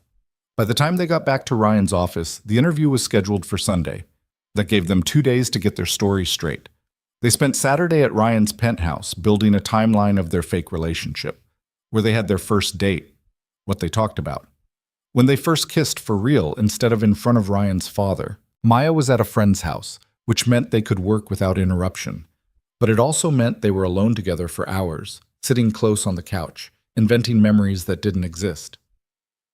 Our first date was at that Italian place near your office, Ryan said, typing on his laptop. What did you order? I don't know. What do I like? You like pasta. Something with mushrooms. Elena blinked. How do you know that? You always order the mushroom ravioli when we work late. The fact that he'd noticed made something warm bloom in Elena's chest. They kept working, built out their story, made it detailed and believable and almost real. Around 6 p.m., Ryan ordered food. They ate dinner on the couch, still working, still building their fake history. When did we first say I love you? Elena asked. Ryan paused mid-bite. We haven't gotten there yet in our timeline. Right, but the interviewer might ask. We should have an answer. We could say it's too soon, that we're not there yet. Or we could say it was recent, casual, not a big plan moment. Ryan set down his fork. When would it have happened? Elena thought about it. Maybe last week, after the dinner with your father. I would have said it in the car on the way back to the city. Why then? Because you stood up for me. Because you chose me over the life your father wanted for you. Because... She stopped. Because it would have felt real in that moment. Ryan was very quiet. Then he said, I would have said it back. Yeah? Yeah. Because you walked into that nightmare and didn't run. Because you held your own against Victoria and my father. Because you're the first person in years who's made me feel like I'm more than just my last name. They stared at each other across the coffee table covered in Chinese food containers and scattered notes. We're really good at this fake relationship thing, Elena said quietly. Yeah, we really are. Neither of them acknowledged what was becoming increasingly obvious, that somewhere between the fake kiss at his father's house and this moment on his couch, something had shifted, that the line between pretending and reality had blurred so much they couldn't find it anymore. Sunday morning, the interview ran for 3 hours. The journalist, Amanda Chen, was sharp and thorough. She asked about their first meeting, their first date, how they balanced work and personal life. She asked about Maya, about Ryan's late wife, about the media attention and the accusations. Ryan and Elena answered as a team, their story seamless and consistent. They held hands. They finished each other's sentences. They looked like any other couple in love. When Amanda asked about the gold digger accusations, Elena answered honestly. Of course people assume I'm with Ryan for money. I'm from a poor family. I have student debt. My mother needs expensive medical care. On paper, I look exactly like someone who would target a billionaire. She looked at Ryan. But anyone who actually knows us can see this is real. Ryan didn't fall in love with me because I'm convenient or appropriate. He fell in love with me because I call him on his bullshit and I don't let him hide behind his work. And you? Amanda asked. Why did you fall in love with him? Elena didn't hesitate. Because he's a good father even when it's hard. Because he's honest even when lying would be easier. Because he sees me as a person, not a resume or a background check. Ryan squeezed her hand. The interview ended with a photo shoot. Ryan and Elena standing together, his arm around her waist, both of them smiling like they had a secret the rest of the world would never understand. After Amanda left, they sat in Ryan's living room in exhausted silence. That was intense, Elena said. You were perfect. So were you. Ryan turned to face her. Elena, I need to tell you something. What? He stopped, shook his head. Never mind. It can wait. But Elena saw something in his expression that made her heart race. Something that looked like the truth trying to break through all their carefully constructed lies. Ryan? His phone rang, he checked it and went pale. It's my father. Don't answer it. I have to. He stood and walked to the windows. What do you want? Elena couldn't hear William's side of the conversation, but she could see Ryan's posture change. Tense, defensive, angry. You can't be serious, Ryan said. No, absolutely not. I don't care what you think you have. Elena's not. He listened for another moment. Then do it. See what happens. I'm done being manipulated by you. He hung up and stood there, staring out at the city. What did he say? Elena asked. Ryan turned around. His expression was devastated.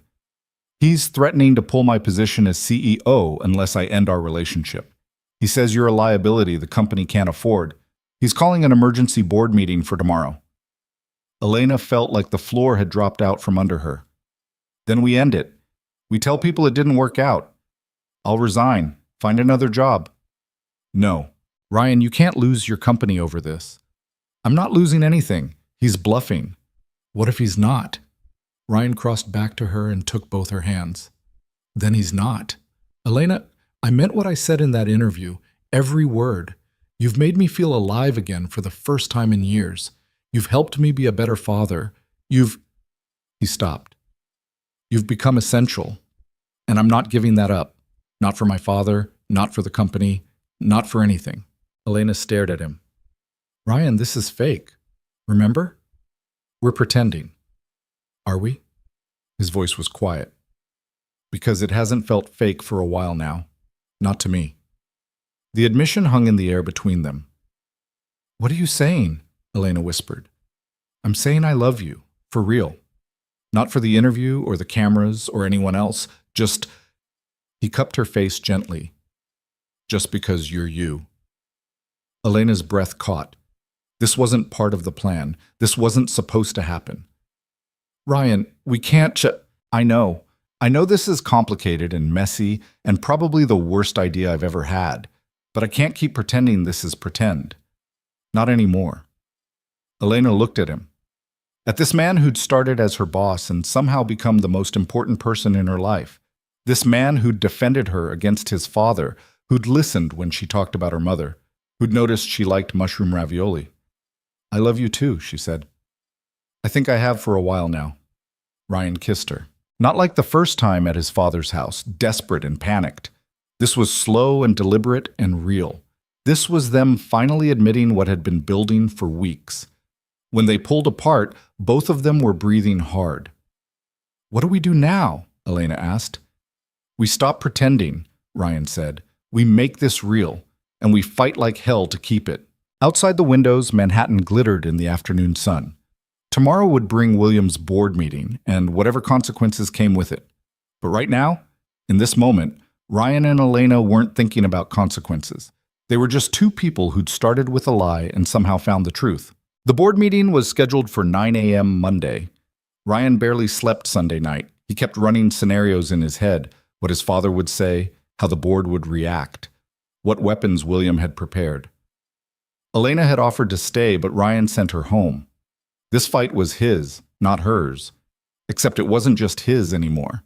The moment he'd admitted he loved her, the moment she'd said it back, everything had changed. At 8:30, Ryan walked into the Ashford Tower boardroom. 12 directors sat around the massive table, all of them watching him with varying degrees of curiosity and concern. His father stood at the head of the table like a general preparing for battle. "Ryan," William said, "thank you for joining us." "Did I have a choice?" "We all have choices. The question is whether we make smart ones." Ryan took his seat and waited. Whatever was coming, he'd face it head on. William gestured to one of the board members, Douglas Henshaw, a man in his 60s who'd known Ryan since he was a child. "Douglas, if you would." Henshaw cleared his throat uncomfortably. "Ryan, we've called this meeting to discuss concerns about your recent relationship with Elena Cruz and its impact on the company." "What concerns specifically?" "That your judgment has been compromised, that you've allowed personal feelings to override professional responsibilities, that you've created a hostile work environment by dating a subordinate." "Elena is my executive assistant, not my subordinate in the traditional sense, and our relationship doesn't interfere with our work." "Doesn't it?" William pulled up a screen showing financial reports. "Since this relationship became public, we've lost 3 major clients: the Hendricks account, the Morrison deal, and the Singapore expansion, all citing concerns about leadership stability."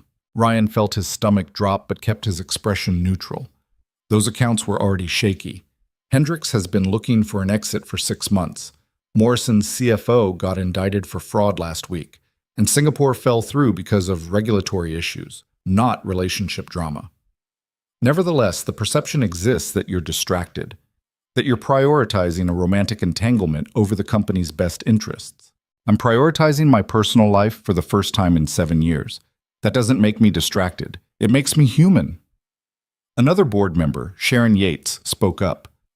"Ryan, no one is questioning your dedication to this company, but we have to consider optics. Your father has suggested that perhaps stepping back temporarily while this situation resolves itself might be stepping back?" Ryan looked at his father. "You want to remove me as CEO. I want to protect this company," William said. "Something you seem to have forgotten how to do. By forcing me out because I'm dating someone you don't approve of? By ensuring leadership isn't compromised by personal scandal." Ryan stood. The room went quiet. "Let me be very clear," he said. "I built this company into what it is today. When I took over as CEO 7 years ago, revenue was stagnant and innovation was dead. I turned things around. I expanded into new markets, developed new products, increased profits by 40%. I did that while grieving my wife and raising my daughter alone. So don't stand there and tell me I'm not dedicated to this company. No one is disputing your past achievements," Henshaw said gently. "But Ryan, your relationship with Miss Cruz raises legitimate questions. The media attention alone has been damaging. The media attention will die down. It always does." "What if it doesn't?" William leaned forward. "What if this woman is exactly what people think she is? An opportunist who saw a wealthy, vulnerable man and seized her chance?" Ryan's hands clenched at his sides. "Elena is not an opportunist. She's brilliant and hardworking, and she took this job because she needed health insurance for her mother, not because she wanted access to my bank account.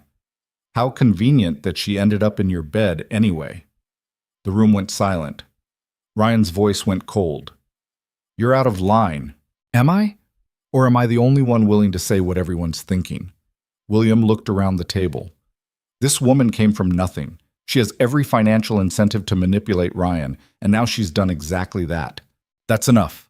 Ryan's voice cut through the room like a blade. "You want to remove me as CEO? Fine. Call the vote. But understand something. If you do this, if you force me out because I'm in love with someone who doesn't meet your arbitrary standards of acceptability, I will fight you. I'll tie this company up in legal challenges for years. I'll make sure every major publication knows exactly what kind of man William Ashford really is. Are you threatening me?" "I'm promising you." Father and son stared at each other across the boardroom table.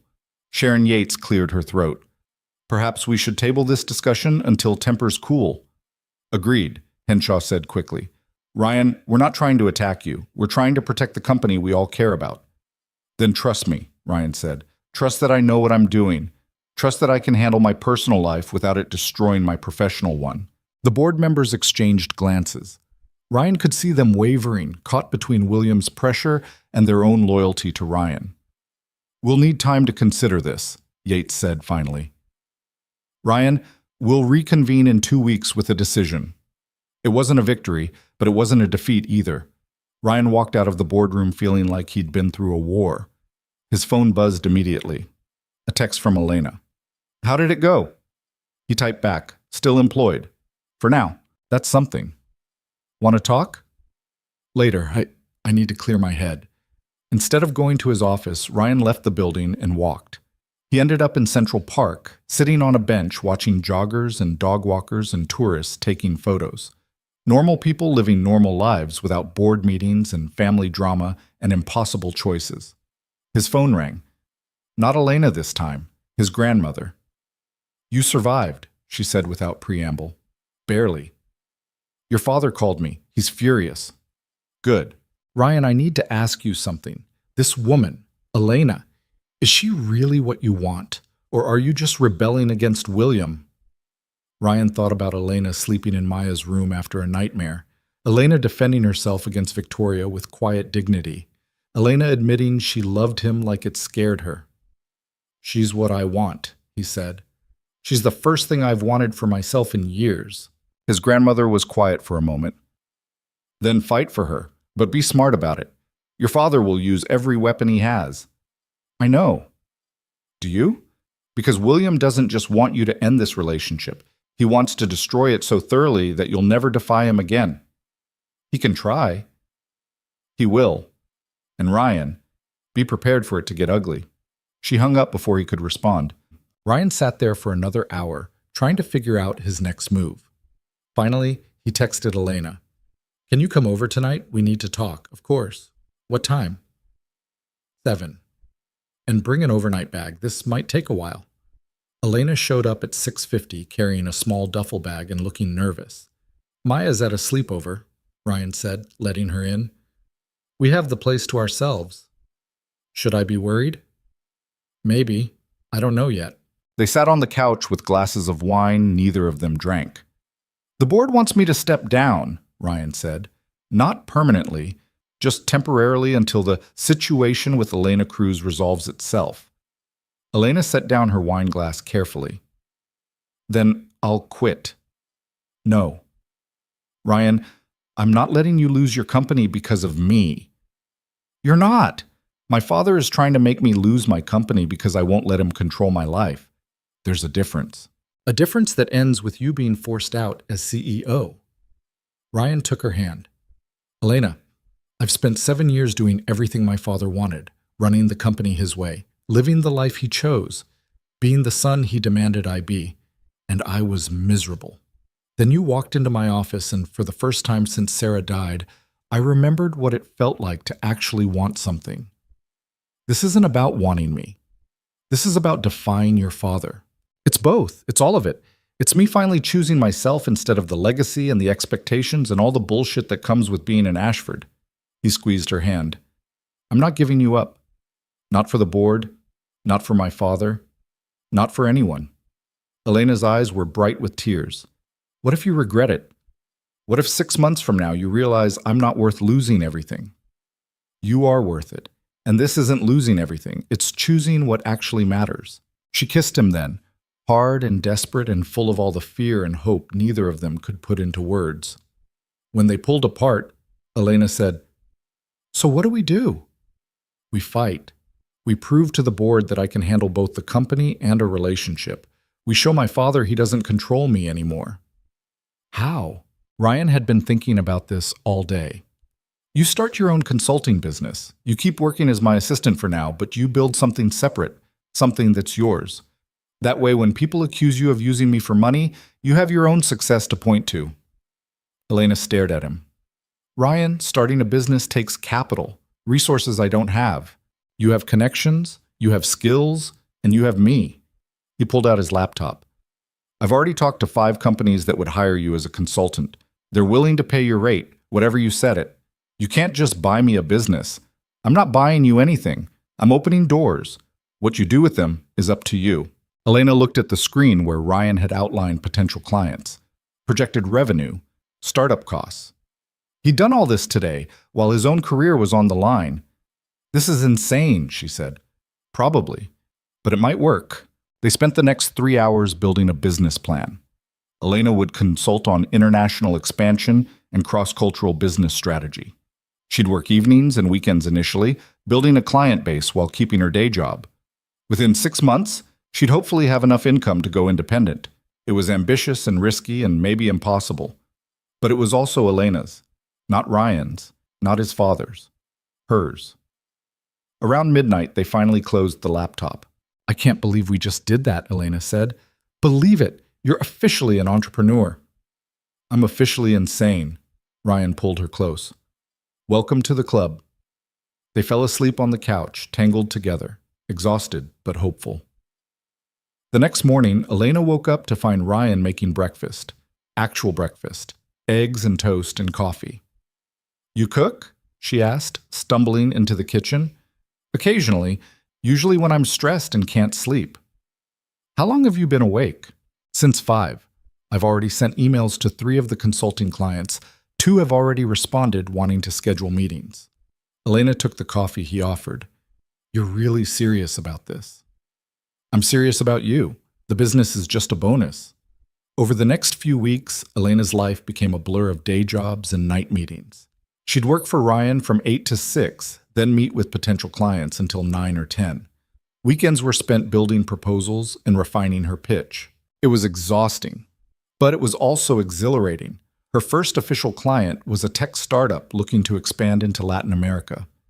They paid her $5,000 for a market analysis and strategic recommendations. When the check cleared, Elena called Ryan at 2 in the morning. I did it, she said. I actually did it. I never doubted you. I did. I doubted myself constantly. I know. But you did it anyway. That's what matters. Elena hung up and stared at the check. $5,000 she'd earned completely on her own. It wasn't enough to quit her day job, but it was a start. She called her brother next. Do you know what time it is? Carlos mumbled. I got my first client. Your what? My first consulting client. I'm starting a business. Carlos was quiet for a moment. Elena, what is happening with you? First the billionaire boyfriend, now this. Are you okay? I'm better than okay. I'm finally building something that's mine. Does this have anything to do with all the tabloid stuff? Because Dad's been asking questions I can't answer. Guilt twisted in Elena's stomach. She'd been so focused on work and Ryan and the board drama that she'd barely talked to her family in weeks. Can we have lunch this weekend? She asked. I'll explain everything. You better. Dad thinks you've lost your mind. Saturday afternoon, Elena met her father and brother at their favorite taqueria in Queens. Miguel Cruz looked older than Elena remembered, more gray in his hair, deeper lines around his eyes. Construction work aged you fast. Mija, he said, pulling her into a hug. We've been worried. I'm fine, Papa. I promise. They ordered food and Elena tried to figure out how to explain the last 2 months of her life.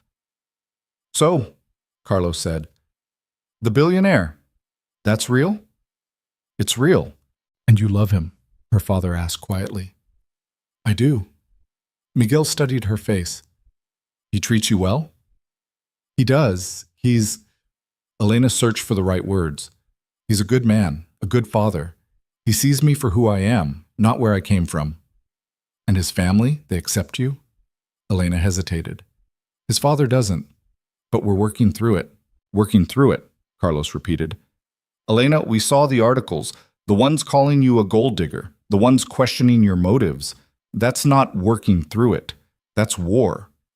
I know it looks bad. It doesn't just look bad. It is bad. Her father set down his taco. Mija, I've worked for rich men my whole life. I've seen how they treat people like us.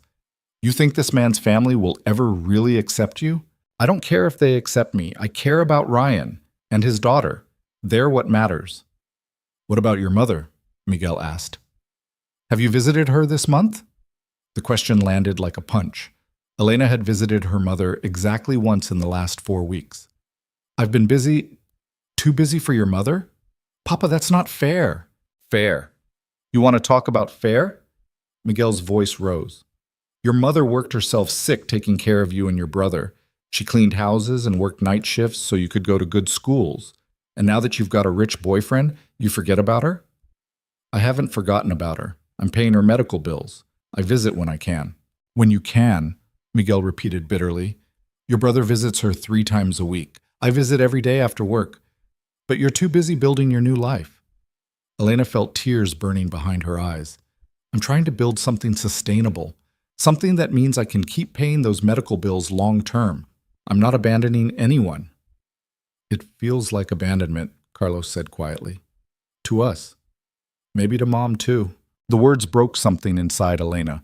She'd been so focused on proving herself, to Ryan's father, to the board, to Victoria, to everyone who doubted her, that she'd stopped taking care of the people who'd never doubted her at all. I'm sorry, she whispered. You're right. I've been so caught up in everything else that I've let the important things slide. Miguel's expression softened. Mija, I'm not trying to hurt you. I'm trying to remind you who you are. You're not some society girl who can forget where she came from. You're Elena Cruz. You're the daughter of immigrants who worked for everything they have. Don't lose that. I won't. I promise. But even as she said it, Elena wondered if she already had. That night, she visited her mother at the care facility. Maria Cruz sat by the window, staring out at nothing. Some days she remembered Elena. Some days she didn't. Mama? Elena sat down beside her. It's me, Elena. Maria turned slowly. For a moment her eyes were blank, then recognition flickered.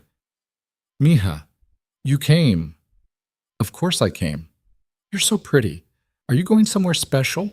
Elena was wearing jeans and a sweater, nothing special at all. But to her mother, maybe she looked dressed up. Maybe time had blurred and Elena was getting ready for prom or graduation or her first day of college. No, Mama, I'm just here to visit you. They sat together in silence for a while. Then Maria said, You look sad. What's wrong? Elena hadn't expected the question, hadn't expected her mother to be lucid enough to notice. I'm okay, just tired. You work too hard, just like your father. Someone has to pay the bills. Maria took Elena's hand. Her grip was weak but steady. Money isn't everything, Mija. I learned that too late. I worked so hard to give you and Carlos opportunities, but I missed so much time with you, so many moments I can't get back. You did what you had to do. So are you, but don't make my mistakes. Don't forget to live while you're busy surviving. The words stayed with Elena long after she left the facility.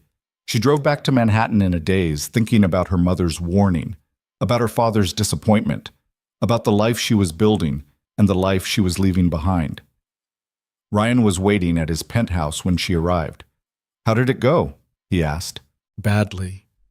My father thinks I'm abandoning my family for you. My brother thinks I've lost my mind. And my mother, Elena's voice broke.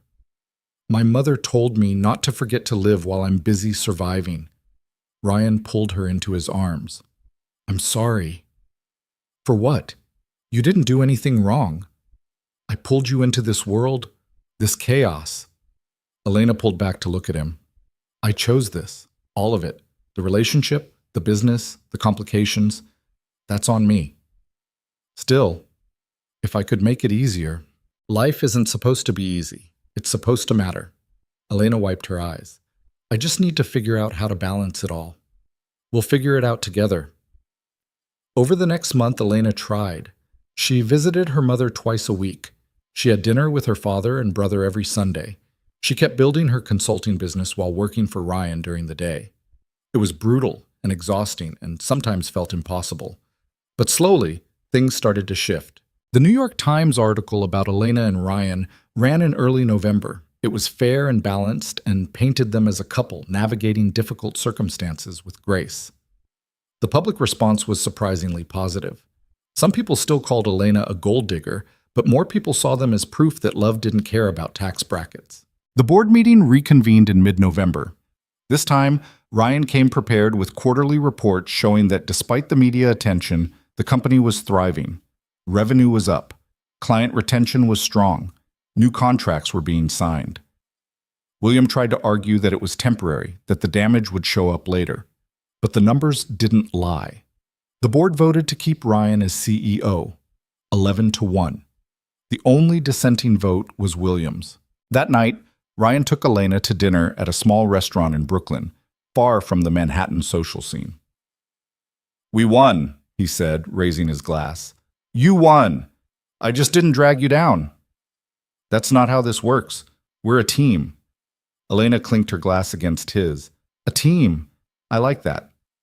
They ate and talked, and for the first time in months, Elena felt like she could breathe. Later, back at Ryan's penthouse, Maya was waiting up. She sat on the couch in her pajamas, clutching her stuffed rabbit. "Hey, kiddo," Ryan said. "You should be asleep." "I wanted to wait for you, both of you." Elena sat down next to her. "What's up?" Maya looked between them nervously. "Are you guys getting married?" The question caught both adults off guard. "We haven't talked about that," Ryan said carefully. "But you love each other, right? That's what people who love each other do. They get married." Elena glanced at Ryan, unsure how to answer. "It's more complicated than that, Maya," Ryan said. "Adults have to think about a lot of things before they get married." "Like what?" "Like timing, and making sure we're ready, and—" "I think you should get married," Maya interrupted. "Because Elena makes you happy, and she's nice to me, and she stayed when I had that nightmare, and I think—" Her voice got very small. "I think Mommy would like her." Ryan's eyes went bright with tears. He pulled Maya into his arms. "Yeah, baby. I think Mommy would like her too." Elena felt her own tears starting. This little girl who'd lost so much was giving them permission to build something new. It was the most generous thing anyone had ever done for her. "Thank you, Maya," Elena said quietly. "That means everything." Maya pulled away from Ryan and looked at Elena seriously. "So, you'll stay? You won't leave like Mommy did?" "I'll stay. I promise." "Even when Dad's grumpy?" Despite the tears, Elena laughed. "Even when he's grumpy." "He's grumpy a lot." "Hey," Ryan protested. "It's true," Maya insisted. "You get this face." She scrunched up her expression in an exaggerated frown. "I do not look like that." "You totally do," Elena agreed.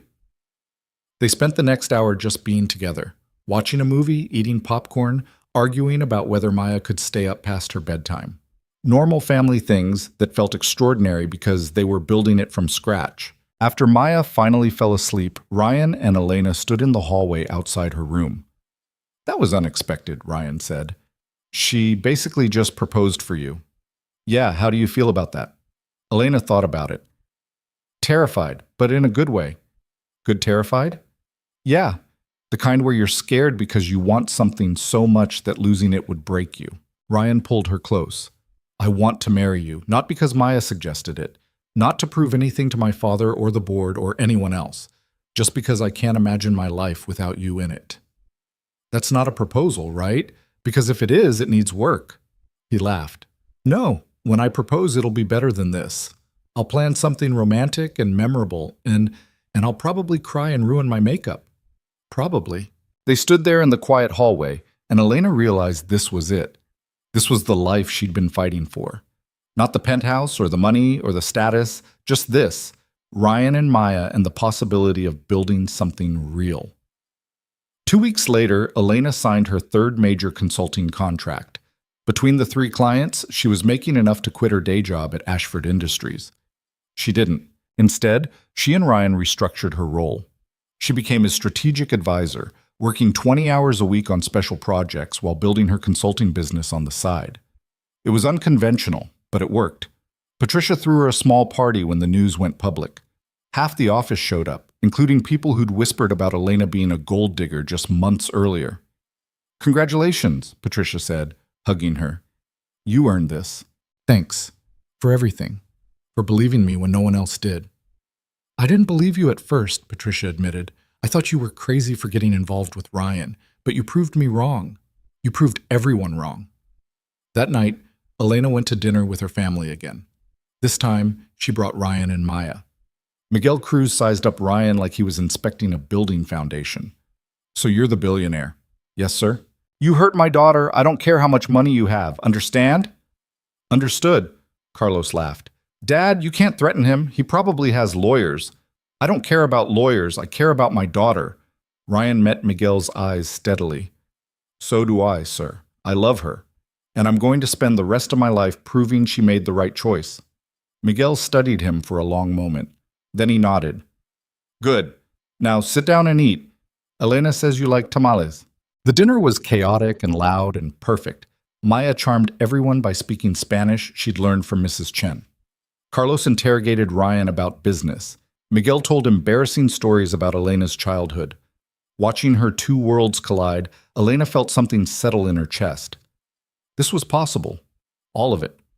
The fancy penthouse and the Queen's Taqueria, the board meetings and the family dinners, the life she'd built and the life she'd come from. She could have both. She could be both. As they left the restaurant, Ryan took her hand. That went well. My father threatened you. Barely. I was expecting worse. Just wait until Christmas. He'll really grill you then. Ryan stopped walking. Elena Cruz, did you just invite me to Christmas with your family? Maybe. Is that okay? It's perfect. They walked through Queens holding hands while Maya skipped ahead, and Elena thought about how far they'd come. From a fake kiss at his father's house to this, real love, real family, real life. It wasn't perfect. They still fought with William. The tabloids still ran stories. The board still questioned some of Ryan's decisions. But they had each other. And they had Maya.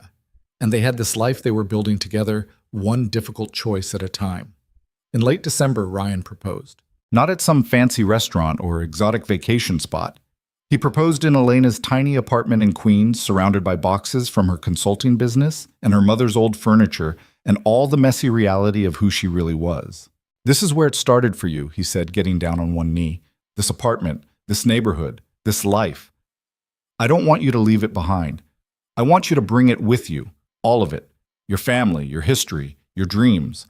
I want to build something that honors where you came from and where we're going together. Elena was crying before he even opened the ring box. Elena Cruz, will you marry me? Yes. Of course, yes. The ring was beautiful but not ostentatious. Elegant but not showy. Exactly right. They got married 3 months later in a small ceremony that mixed both their worlds. Miguel walked Elena down the aisle while Ryan's grandmother sat in the front row beaming. Carlos was the best man. Maya was the flower girl. Victoria Blackwell sent an expensive gift and a note saying she'd been wrong about everything. William didn't attend. But he did send a card that simply said, I hope you're happy. It was the closest he'd ever come to approval. The reception was held at a community center in Queens rather than some Manhattan ballroom. They served tamales and champagne. A mariachi band played alongside a string quartet. Elena's mother had a good day and danced with Ryan, telling him to take care of her baby girl. It was chaotic and imperfect and absolutely perfect. Later, after the guests had left and Maya had fallen asleep in the car on the way home, Ryan and Elena stood on the balcony of his penthouse, looking out at the city. We did it, Elena said. We're doing it. Present tense. This is just the beginning. The beginning of what? Everything. Our life, our family, all of it. Elena leaned against him, feeling his heartbeat steady under her cheek. I love you. I love you too, even when you're grumpy. I'm not grumpy. You totally are. They stood there as Manhattan glittered below them, two people who'd started with a desperate lie and found something true. The road ahead wouldn't be easy. It never was. But they'd face it together, and that made all the difference. 1 year into their marriage, Elena woke up to find Ryan already gone. It was 6 a.m. on a Tuesday, early enough that the city outside their windows was still mostly dark. She found him in his home office, staring at his laptop with the kind of expression that meant something had gone very wrong. What happened? She asked from the doorway. Ryan looked up. He hadn't slept. She could tell from the shadows under his eyes and the coffee mug that had been refilled too many times. My father had a heart attack last night. He's in the hospital. Elena crossed the room and put her hand on his shoulder. Is he okay? Stable, for now. My grandmother called an hour ago. She wants me to come to Connecticut. Then we should go. Elena, you don't have to, Yes, I do. He's your father. You're going. I'm going with you. Ryan looked at her for a long moment, then nodded. I'll tell Maya. She'll want to come too. They drove to Connecticut in tense silence. Maya sat in the back seat reading a book, but Elena could tell she was listening to every word they didn't say. The girl had gotten good at reading silences over the past year. The Ashford estate looked different in winter. Stark. The trees were bare, the gardens dormant. It matched the mood perfectly. Ryan's grandmother met them at the door. She looked older than Elena remembered, worn down by worry. "He's asking for you," she said to Ryan. "Both of you." "Both?" Ryan frowned. "Why would he want to see Elena?" "I don't know, but he was very specific." They left Maya with Mrs. Chen and drove to the hospital. William was in a private room on the cardiac floor, hooked up to machines that beeped steadily. He looked smaller somehow, diminished by the hospital bed and the medical equipment. "Ryan," he said when they entered. His voice was weaker than Elena had ever heard it. "Father, how are you feeling?" "Like I had a heart attack." William's eyes moved to Elena. "Thank you for coming." Elena was so surprised she almost didn't answer. "Of course." "I need to say something, before—" He stopped, gathering strength. "Before it's too late." Ryan moved closer to the bed. "You're going to be fine. The doctor said, the doctors are optimistic because that's their job. But I'm 72 years old and my heart is failing. Let me say this while I can." He gestured for them to sit. Elena took the chair by the window while Ryan stood at his father's bedside. "I was wrong about you," William said, looking at Elena. "About your relationship with my son. About your intentions. I assumed you were using him because that's what people in my world do. They use each other. But you didn't." "Mr. Ashford, let me finish, please." He took a labored breath. "I've spent the last year watching you build your own company, watching you support Ryan without overshadowing him, watching you care for Maya like she's your own daughter. And I realized something. You're not the problem. I am." Ryan's hand tightened on the bed rail. "I tried to control you," William continued, looking at his son now. "The way my father controlled me. The way his father controlled him. I thought that's what fathers did. They shaped their sons into what the world needed them to be. But I was wrong. I didn't shape you. I damaged you. And I'm sorry." The apology hung in the air like something fragile and unexpected. "You don't have to apologize," Ryan said quietly. "Yes, I do. I spent so long trying to make you into a younger version of me that I never stopped to see who you actually were. You're a better man than I ever was. A better father, a better leader. And you're that way in spite of me, not because of me." Elena watched tears slide down Ryan's face. She'd never seen him cry before. "I don't know how much time I have left," William said, "but I'd like to spend it making amends instead of making things worse. If you'll let me." Ryan nodded, unable to speak. William turned to Elena again. "And you. I owe you the biggest apology. I treated you terribly. I questioned your character, your motives, your worth. I was cruel and dismissive and completely wrong. You've been good for my son, good for my granddaughter, good for this family. I'm sorry it took me so long to see that." Elena felt her own tears starting. "Thank you. That means more than you know." They sat with William for another hour, talking about small things. Maya's progress in school, the company's quarterly reports, plans for the holidays, normal family conversation that felt extraordinary because it was the first time they'd ever had it. When they finally left, Ryan was quiet on the drive back to the estate. "You okay?" Elena asked. "I don't know. That felt like closure, but he's not dying. The doctor said he'll probably recover fully with some lifestyle changes." "Maybe that's the point. He wanted to make amends while he still could, instead of waiting until it was too late." "He spent a year being horrible to you. One apology doesn't erase that." "No, but it's a start." Elena took Ryan's hand. "People change, Ryan. Sometimes it takes something drastic to make them see what they've been missing. Your father had a heart attack. That tends to shift perspective." They picked up Maya and drove back to Manhattan. That night, after Maya was asleep, Ryan and Elena lay in bed talking. "I keep thinking about what he said," Ryan admitted, "about damaging me, about trying to control me." "Do you think it's true?" "Some of it. He was hard on me growing up, expected perfection, never accepted anything less. But I also learned a lot from him, how to run a company, how to negotiate. how to survive in a world that doesn't care about your feelings. Those things don't require emotional abuse. No, they don't. Ryan was quiet for a moment. I don't want to be like that with Maya, or with any kids we might have. The casual mention of future children made Elena's heart skip. They talked about it abstractly, but never this directly. Any kids we might have? She repeated. Ryan turned to face her. Yeah, I mean, if you want. I know we haven't really discussed.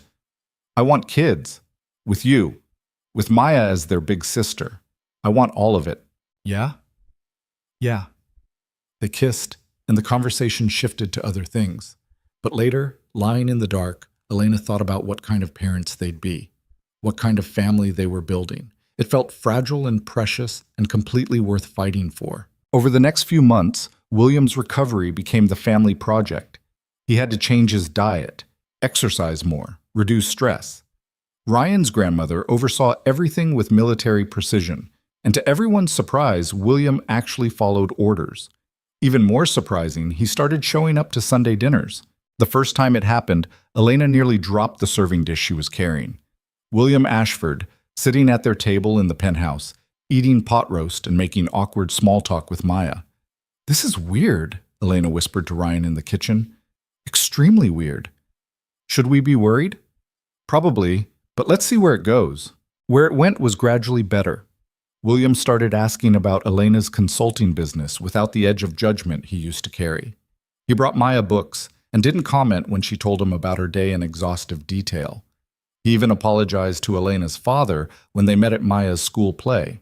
I wasn't fair to your daughter, William said to Miguel Cruz while they waited in the auditorium for the performance to start. I made assumptions based on class and background instead of character. That was wrong. Miguel studied him warily. You were protecting your son. I understand that. Protecting him from the best thing that ever happened to him? That's not protection. That's fear. Fear of what? Fear of losing control. Fear of him making choices I didn't approve of. Fear that he'd turn out different from what I'd planned. William looked at the stage where Maya would soon perform. But different isn't bad, it's just different. Took me 72 years to learn that. Elena, overhearing this from her seat, felt something loosen in her chest. William wasn't perfect. He still had moments of arrogance and control, but he was trying. That counted for something. Maya's performance was chaotic and charming. She played a tree in the school's production of an environmental awareness play, and she took the role extremely seriously. Afterwards, both grandfathers congratulated her with equal enthusiasm. You were the best tree, Miguel told her. The most realistic tree I've ever seen, William added. Maya beamed. I practiced my tree face in the mirror for 2 weeks. Watching her navigate between her two grandfathers, one in work boots and the other in a custom suit, Elena was struck by how seamlessly Maya moved between worlds. She was equally comfortable at her grandfather Miguel's construction sites and her grandfather William's country club. She didn't see the differences as barriers. She just saw family. Maybe that was the lesson. Not that differences didn't exist, but that they didn't have to divide. In the spring, Elena's consulting firm landed its biggest contract yet. A major corporation wanted her to oversee their entire Latin American expansion strategy. The contract was worth $500,000 over 2 years. She called Ryan from her office, barely able to contain her excitement. I got it. I actually got it. I knew you would. This is huge, Ryan. This means I can hire 2 full-time employees, get a real office instead of working from coffee shops. This is... She stopped. This is everything I've been working toward. I'm proud of you. You sound weird. Are you okay? I'm fine. Just thinking. About what? About how far you've come. About how you did all this on your own. Elena heard something in his voice that made her pause. Ryan, what's wrong? Nothing's wrong. Can we talk when you get home? She agreed, but spent the rest of the day anxious. When she got back to the penthouse that evening, she found Ryan sitting at the piano in the living room. He didn't play often, said he was terrible at it, but sometimes when he was thinking through something difficult, he'd sit there and pick out simple melodies. Okay, Elena said, sitting next to him on the bench. What's going on? Ryan didn't stop playing. I've been thinking about the company, about my role, about what I actually want. And I think I want to step back. Elena stared at him. Step back from Ashford Industries? Ryan, that's your company. It's my father's company. I just run it. You built it into what it is today. I know, and I'm proud of that. But Elena, I've been CEO for almost 8 years. I've spent that entire time proving something to my father, to the board, to everyone who thought I couldn't handle it. And I did handle it. I proved whatever needed proving. But I'm tired. Tired of what? Tired of living for the company instead of my family. Tired of missing Maya's school events because of board meetings. Tired of working 80-hour weeks because that's what's expected. He finally stopped playing and looked at her. I want to do what you did. Start something new, something that's mine. Like what? I don't know yet. Maybe venture capital for startups. Maybe business consulting like you. Maybe something completely different. But I want to choose it instead of inheriting it. Elena took his hand. Have you told your father? Not yet. I wanted to tell you first. What do you think he'll say? Honestly, I don't know. The old William would have lost his mind, but this new version, he might actually understand. They sat at the piano together, both of them thinking about the enormous shift Ryan was proposing. Are you scared? Elena asked. Terrified. This is all I've known since Sarah died. The company gave me purpose when I couldn't find it anywhere else. And now? Now I have you and Maya and a life outside of quarterly earnings reports. I want to explore that. Before Maya grows up and I've missed it all. Elena leaned her head on his shoulder. Then do it.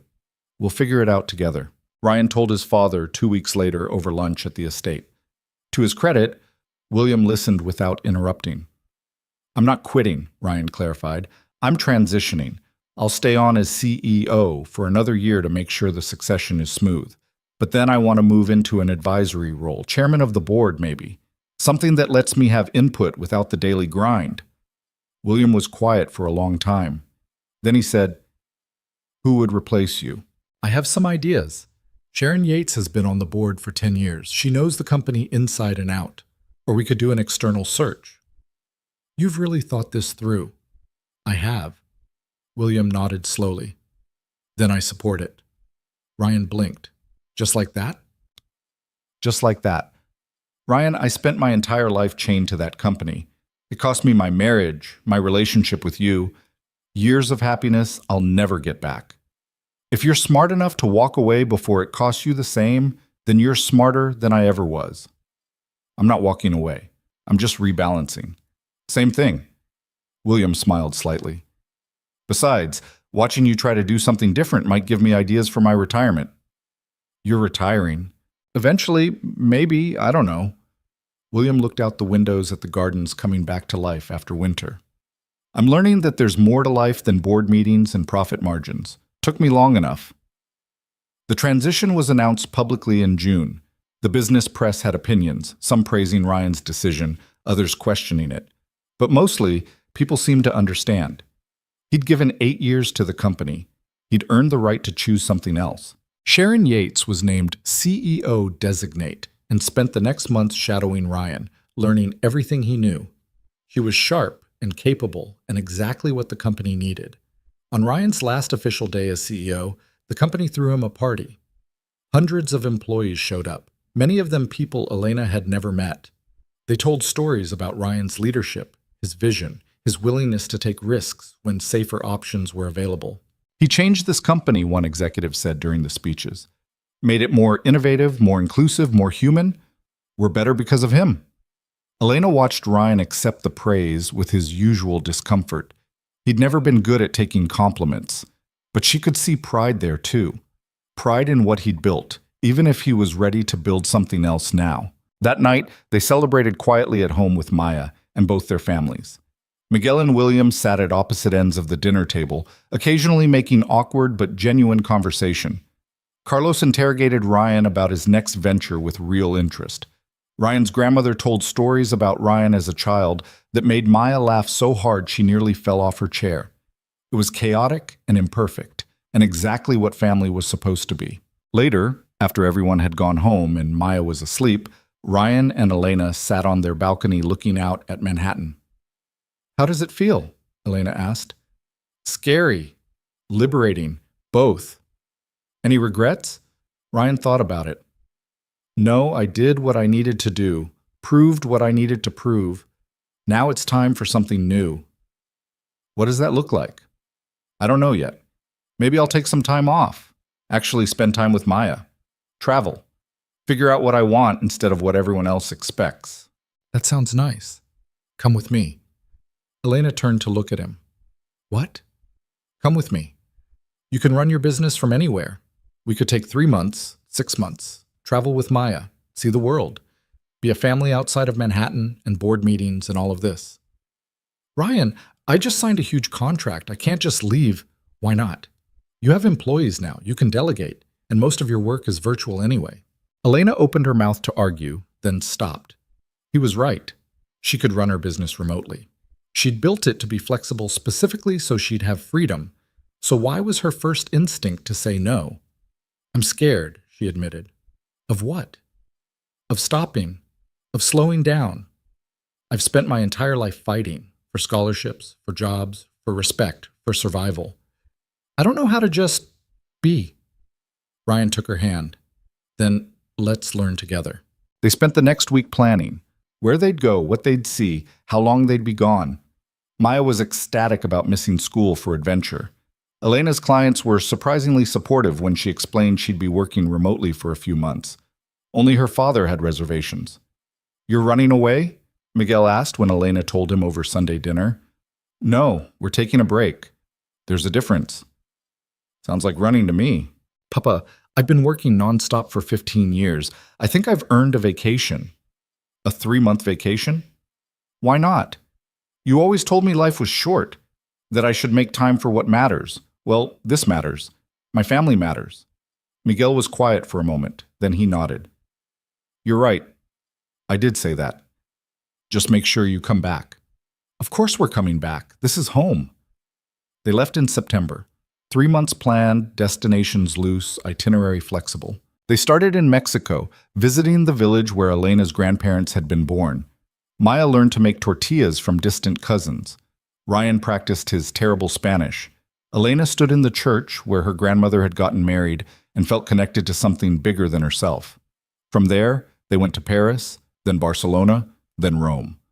They visited museums and ate too much gelato and got lost in cities where none of them spoke the language particularly well. Maya flourished. She made friends everywhere they went, other traveling kids, local children, stray cats. She collected postcards and rocks and memories. Elena watched her stepdaughter bloom into confidence and thought about how much Maya had changed in the 2 years since that first nightmare. She wasn't the withdrawn, anxious child anymore. She was brave and curious and happy. You did that, Ryan said one night in their hotel room in Florence while Maya slept in the adjoining room. Did what? Gave her that confidence, that security. Before you, she was barely holding on. Now look at her. That's not just me. That's you being present. That's your father actually trying to be a grandfather. That's all of us. Maybe. But you started it. Elena thought about that. About how one decision, one fake kiss at a disastrous dinner had led to all of this. To healing and growth and second chances. They spent Christmas in London, where snow fell on cobblestone streets, and Maya declared it the best Christmas ever. They spent New Year's in Prague, watching fireworks over the castle. They spent January in Thailand, learning to cook traditional dishes and visiting elephant sanctuaries. Somewhere in Vietnam, 3 months turned into 4, then 5. We should probably go home, Elena said without much conviction. Probably, Ryan agreed, but not yet. They stayed until spring, returning to New York in April, with suitcases full of souvenirs and hearts full of memories.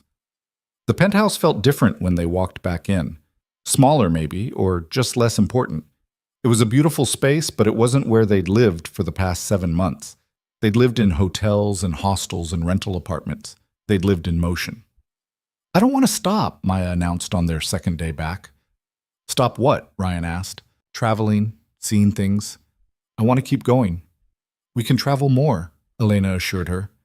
But you need to go back to school, see your friends, have a routine. Routines are boring. Sometimes boring is good. Maya made a face but didn't argue. Elena went back to work, her consulting business running smoothly despite her absence.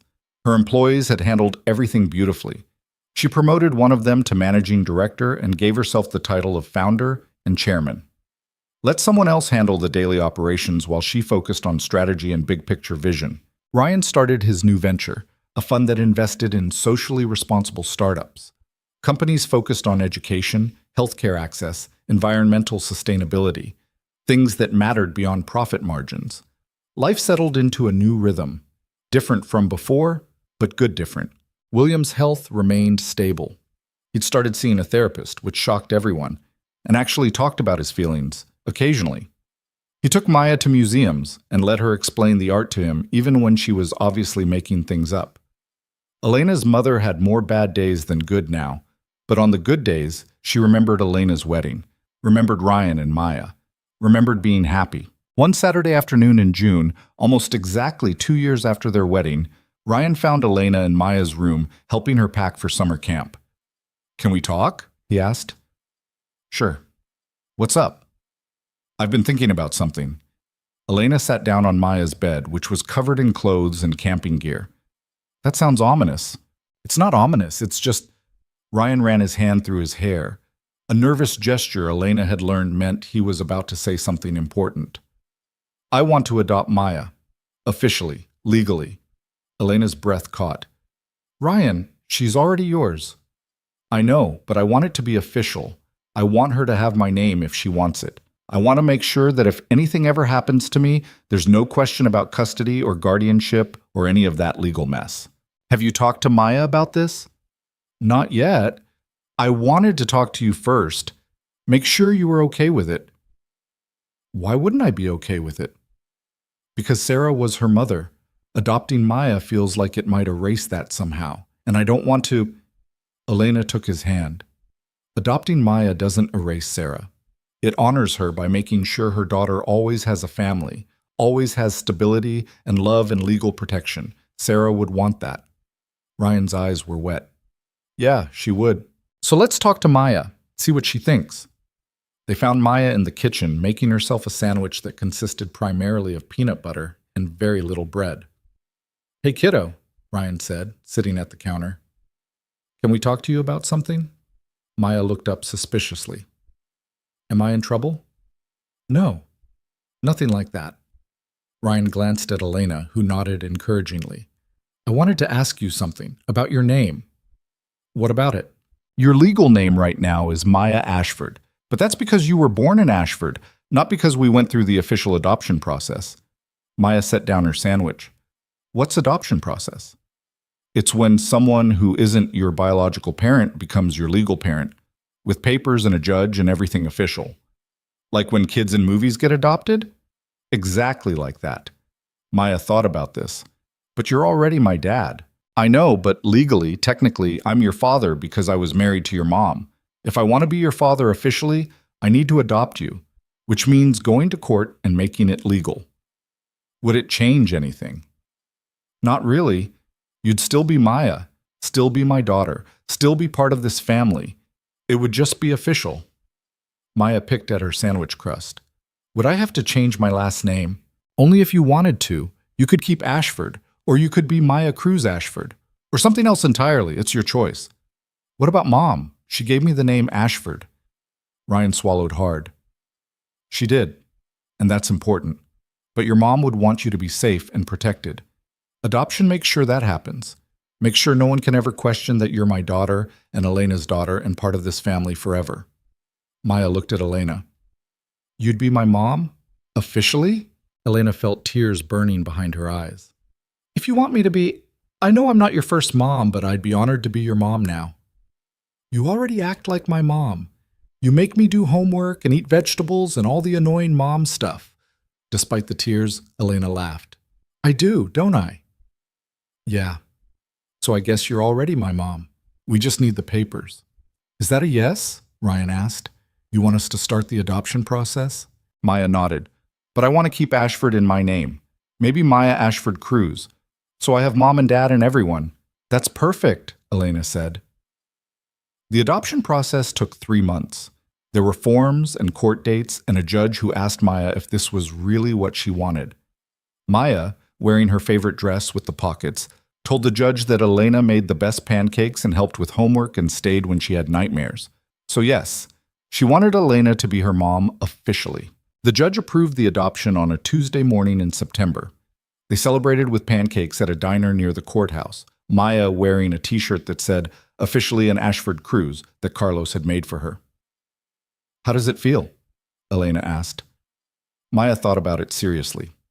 "The same, but also different, like when you know something for sure instead of just thinking it." That night, after Maya was asleep, Elena and Ryan sat in the living room going through the adoption papers. "She's really yours now," Ryan said. "Legally, officially, all of it. She was always mine. This just makes it official." "I know, but Elena, thank you for choosing us, for staying even when it was hard, for loving her like she's yours. She is mine. That's not something I had to choose. That's just what happened." They sat in comfortable silence, looking at the legal documents that transformed their family from circumstantial to intentional. Ryan's phone buzzed, a text from his father. "Congratulations on the adoption. Maya is lucky to have both of you." Elena read over his shoulder and smiled. "He's really trying." "Yeah, he is." "Do you think he's changed? Really changed?" Ryan thought about it. "I think he's trying to change, which is more than he's done in 70 years. That counts for something." Outside their windows, Manhattan glittered with possibilities. Somewhere in that city, thousands of families were dealing with their own complications, their own messy histories and imperfect people trying to do better. Elena thought about her mother in the care facility, her mind slipping away but her love still present. About her father working construction sites at 65 because retirement wasn't an option. About Ryan's father learning to apologize. About Victoria Blackwell, who'd sent Maya an adoption congratulations card and a gift certificate to a bookstore. People were complicated. Families were messy. Love wasn't clean or simple or anything like the fairy tale suggested, but it was real, and it was worth fighting for. The months rolled on. Maya thrived in school, making straight A's and starring in the winter play as something that wasn't a tree. Elena's consulting business expanded internationally. Ryan's investment fund started showing real returns while making actual positive impact. William had another health scare in November, but recovered quickly. It reminded everyone that time was finite, that second chances didn't last forever. On Christmas Eve, both families gathered at the penthouse. Miguel and William argued about sports while drinking beer together. Ryan's grandmother taught Maya to play poker. Carlos brought a girlfriend for the first time and endured everyone's good-natured teasing. Elena stood in the kitchen, watching the chaos, and felt Ryan's arms wrap around her from behind. "What are you thinking about?" he asked. About how none of this should have worked. About how a fake kiss at your father's house shouldn't have led to all of this." "But it did." "But it did." Elena turned in his arms. "Do you ever think about what would have happened if I'd just quit that day? If I'd walked away instead of agreeing to fake date you?" "All the time. And it terrifies me." "Why?" "Because I almost lost you before I even had you. Because if you'd made a different choice, if you'd been less brave or more sensible, I'd still be drowning in work and loneliness and pretending I was fine. You would have figured it out eventually. Maybe, but I wouldn't have had you while I did. I wouldn't have this family, this life, any of it." Through the kitchen doorway, they could see Maya showing Miguel her new magic trick, while William pretended to be amazed. Carlos was arguing with Ryan's grandmother about card strategy.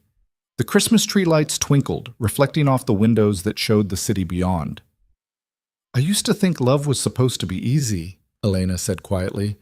"That if it was real, it wouldn't be so complicated. But that's not true, is it?" "No.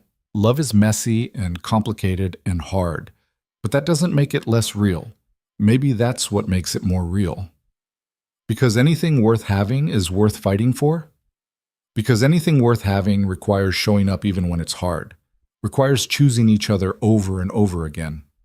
Elena kissed him, soft and quick, aware of their families in the next room. "I choose you every time," she said.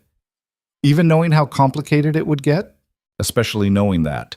The complications are what made it real."